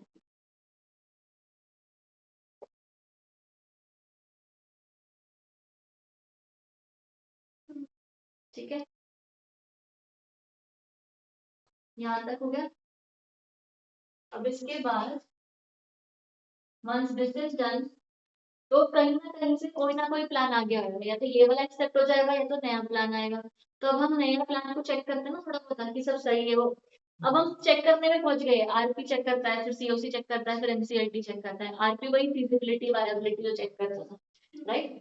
तो हम लोग पहले हम ये करते हैं कि आरपी चेक करेगा, वो तुम्हें लिखने की ज्यादा जरूरत नहीं है ना, चेक करता है फिजिबिलिटी वायबिलिटी, फिर सब में से सिलेक्ट करता है, कमेंट डाल के देता है, रिजेक्ट नहीं कर सकता है, ये तुम्हें पता है, राइट। तो आरपी चेक करने के बाद फॉरवर्ड कर देगा इसको सीओसी को, यही होगा ना। तो फॉरवर्ड मतलब ये सारे प्लान्स को किसी ना किसी प्रोस्पेक्टिव वाले से है उसको चेक करेगा। नहीं नहीं, अगर यहाँ पर हो गया सब कुछ सही ही हो गया, सीओसी की फर्स्ट मीटिंग हुई में सब कुछ ना बेसिकली उन्हीं को ही करेगा ना, है प्रॉब्लम, जो आए हैं वही होएगा, जो हो गए हैं वो तो इनके पास होंगे ही, हाँ राइट, वही बोलिए। आरपी चेक करेगा ये वाले को ना, न्यू प्लान लिख दो यहाँ पर, मैंने तो सारे को ही कर दिया मैंने। चल चलेगा वैसे, क्या ही फर्क पड़ेगा उतना। तो जो आया तो सीओसी को दिया, सीओसी अब सिलेक्ट करेगा प्लानिंग, राइट। सिलेक्ट करने के लिए तो सीओसी दोनों चीज देखता है, इफ जो न्यू प्लान है is significantly better than who, better than पुराने वाले से। हाँ बेस रेजोल्यूशन प्लान, तो फिर अप्रूव कर देंगे और एनसीएलटी को अपना फॉरवर्ड कर देंगे, है ना। एनसीएलटी फिर लीगैलिटी चेक करने का तो काम करता है, वो अपना करता रहेगा। अगर मान लो if not significantly better than base resolution plan, if not significantly better, तो comparing नहीं है तो compare the base plan and the new plan आपका कंपेयर किया जाएगा और इस पे फिर वोटिंग की जाएगी वोटेवर। आया समझ? यहाँ तक सब समझ में आ रहा है अपने को? अगर तुम्हारा कंपैरिजन पे बात आ गई है तो दो चीजें हो सकती है, ये लास्ट है बस, केस 1 और केस 2। ये आ रहे हैं? बस केस 2 हो रहा है शो मैम। यहाँ तक आ रहा है ना? हाँ ठीक है। तब केस 1 ये सब इधर का हो गया तुम्हारा, इसकी ये वाला फर्स्ट मीटिंग से उसे रिदम हो गया ना यहाँ तक? हाँ जी शो हो रहा है मैम, वैसे भी दिख रहा है। तो अब केस 1 केस 2 वाले पे बात आ गई। इफ यहाँ पर ध्यान दो, केस 1 में ऐसा बोल रही हूँ कि तुम्हारा कंपेयर किया हमने और कंपेयर करने पर बेस प्लान अप्रूव हो गया। ठीक है, कंपेयर करने पर हम देखो यार बेस प्लान ही अच्छा है, राइट? इन दैट केस हम क्या करेंगे, अगेन इसको फॉरवर्ड करेंगे एनसीएलटी को, करेक्ट? फॉरवर्ड कर देंगे एनसीएलटी। एनसीएलटी को कितना दिन दिया जाता है? 30 दिन। तो एनसीएलटी अपना 30 डेज का बढ़िया टाइम लेगा, चेक करेगा प्रॉपर, जो उसको चेक करना है वो मैनेजमेंट क्लॉज, ये वो जो कुछ होता है कि ना, management clause in the sense कि सारा कुछ मैनेजमेंट के पास ही रहने वाला है ना, कंट्रोल, ये अगर है तो अगर सारा कंट्रोल मैनेजमेंट के पास ही रहने वाला है और बेस प्लान ही अप्रूव हो गया है तो फिर कुछ चेंज नहीं हुआ होगा, हम वही देख रहे हैं। तो इन दैट केस इजीली अपना सेटिस्फाइड है तो एनसीएलटी अप्रूव, सेटिस्फाइड नहीं है तो फिर आगे हम देखें। अगर चेक्स द मैनेजमेंट क्लॉज इसमें होगा, मैनेजमेंट क्लॉज अगर इफ satisfied तो अप्रूव। ये जहाँ पर कंपेयर कर रहे हैं पर इसमें 66% की अप्रूवल चाहिए होता है। हाँ सीओसी वाले 66% अप्रूवल, और कहीं पर भी कुछ और लिखा ही नहीं है। अगर if not satisfied, NCLT not satisfied है, ये ध्यान रखना, बेस प्लान अप्रूव होता है तो मैनेजमेंट क्लॉज चेक होता है, दूसरा प्लान अप्रूव होता है तो लीगैलिटी चेक होती है। ठीक है, मैनेजमेंट क्लॉज की भी मैनेजमेंट सही है, खराब नहीं है, जो भी उन्होंने कोई फ्रॉडलेंट काम नहीं किया हो, हम सब चेक करते हैं। अगर इट इज नॉट सेटिस्फाइड तो फिर पीपीआईआरपी टर्मिनेट हो जाएगा, और अगर वो शिफ्ट हुआ होगा कंट्रोल यहाँ वहाँ तो फिर लिक्विडेट हो जाएगा, लिक्विडेशन स्टार्ट। डन है? बताओ कुछ ऐसा जो नहीं समझ में आया। ये चेक मैनेजमेंट क्लॉज लिखा आपने क्या लिखा है? क्लॉज लिखा है मैंने क्लॉज लिखा, वो जब लिखे थे ना तो यही था, उसके अंदर ना प्रॉपर सब कुछ चेक किया जाता है कि प्रोविजंस हैं क्या क्या नहीं, डिफॉल्ट ये सब होगा ना सारा। सारा कुछ चेक होता है कि मतलब, क्योंकि कंपनी बेस प्लान के हिसाब से बनी है तो बेस प्लान तो मैनेजमेंट ने बनाया, तो मैनेजमेंट ने प्रॉपर प्लान बनाया कि नहीं बनाया, खाली अपना सभी देखा, इम्पेयर जो नहीं किया वो सब देखा जाएगा।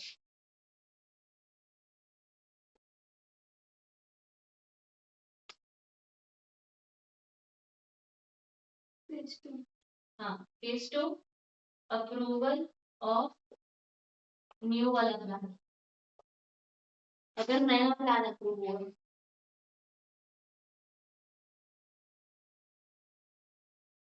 तो वापस से फॉरवर्ड करेंगे एनसीएलटी को, एनसीएलटी अब 30 डेज का टाइम लेकर लीगैलिटी चेक करेगी। ठीक है,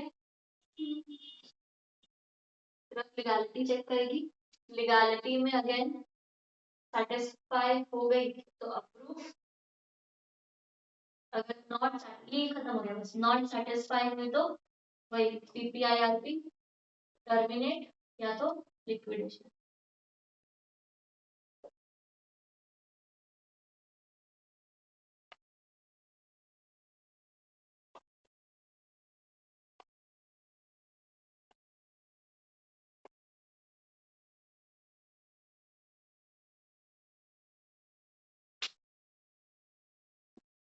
ये केस 1 बेस प्लान वाला, केस 2 न्यू प्लान वाला।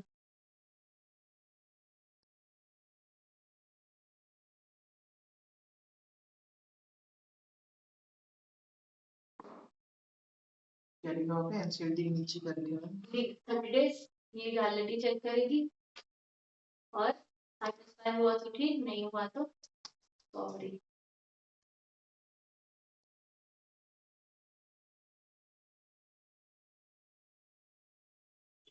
पूरा चैप्टर एक पेज।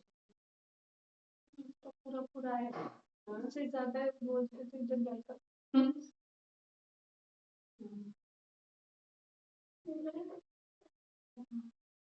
क्या बोल रहे हैं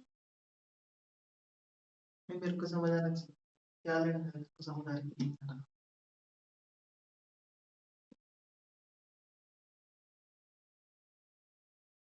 मैंने शुरू करा से हम्म, पेंडिंग में पहुंच तो भी नहीं हो रहा भाई मुझे तीन जगह मिलती है ऐसे गई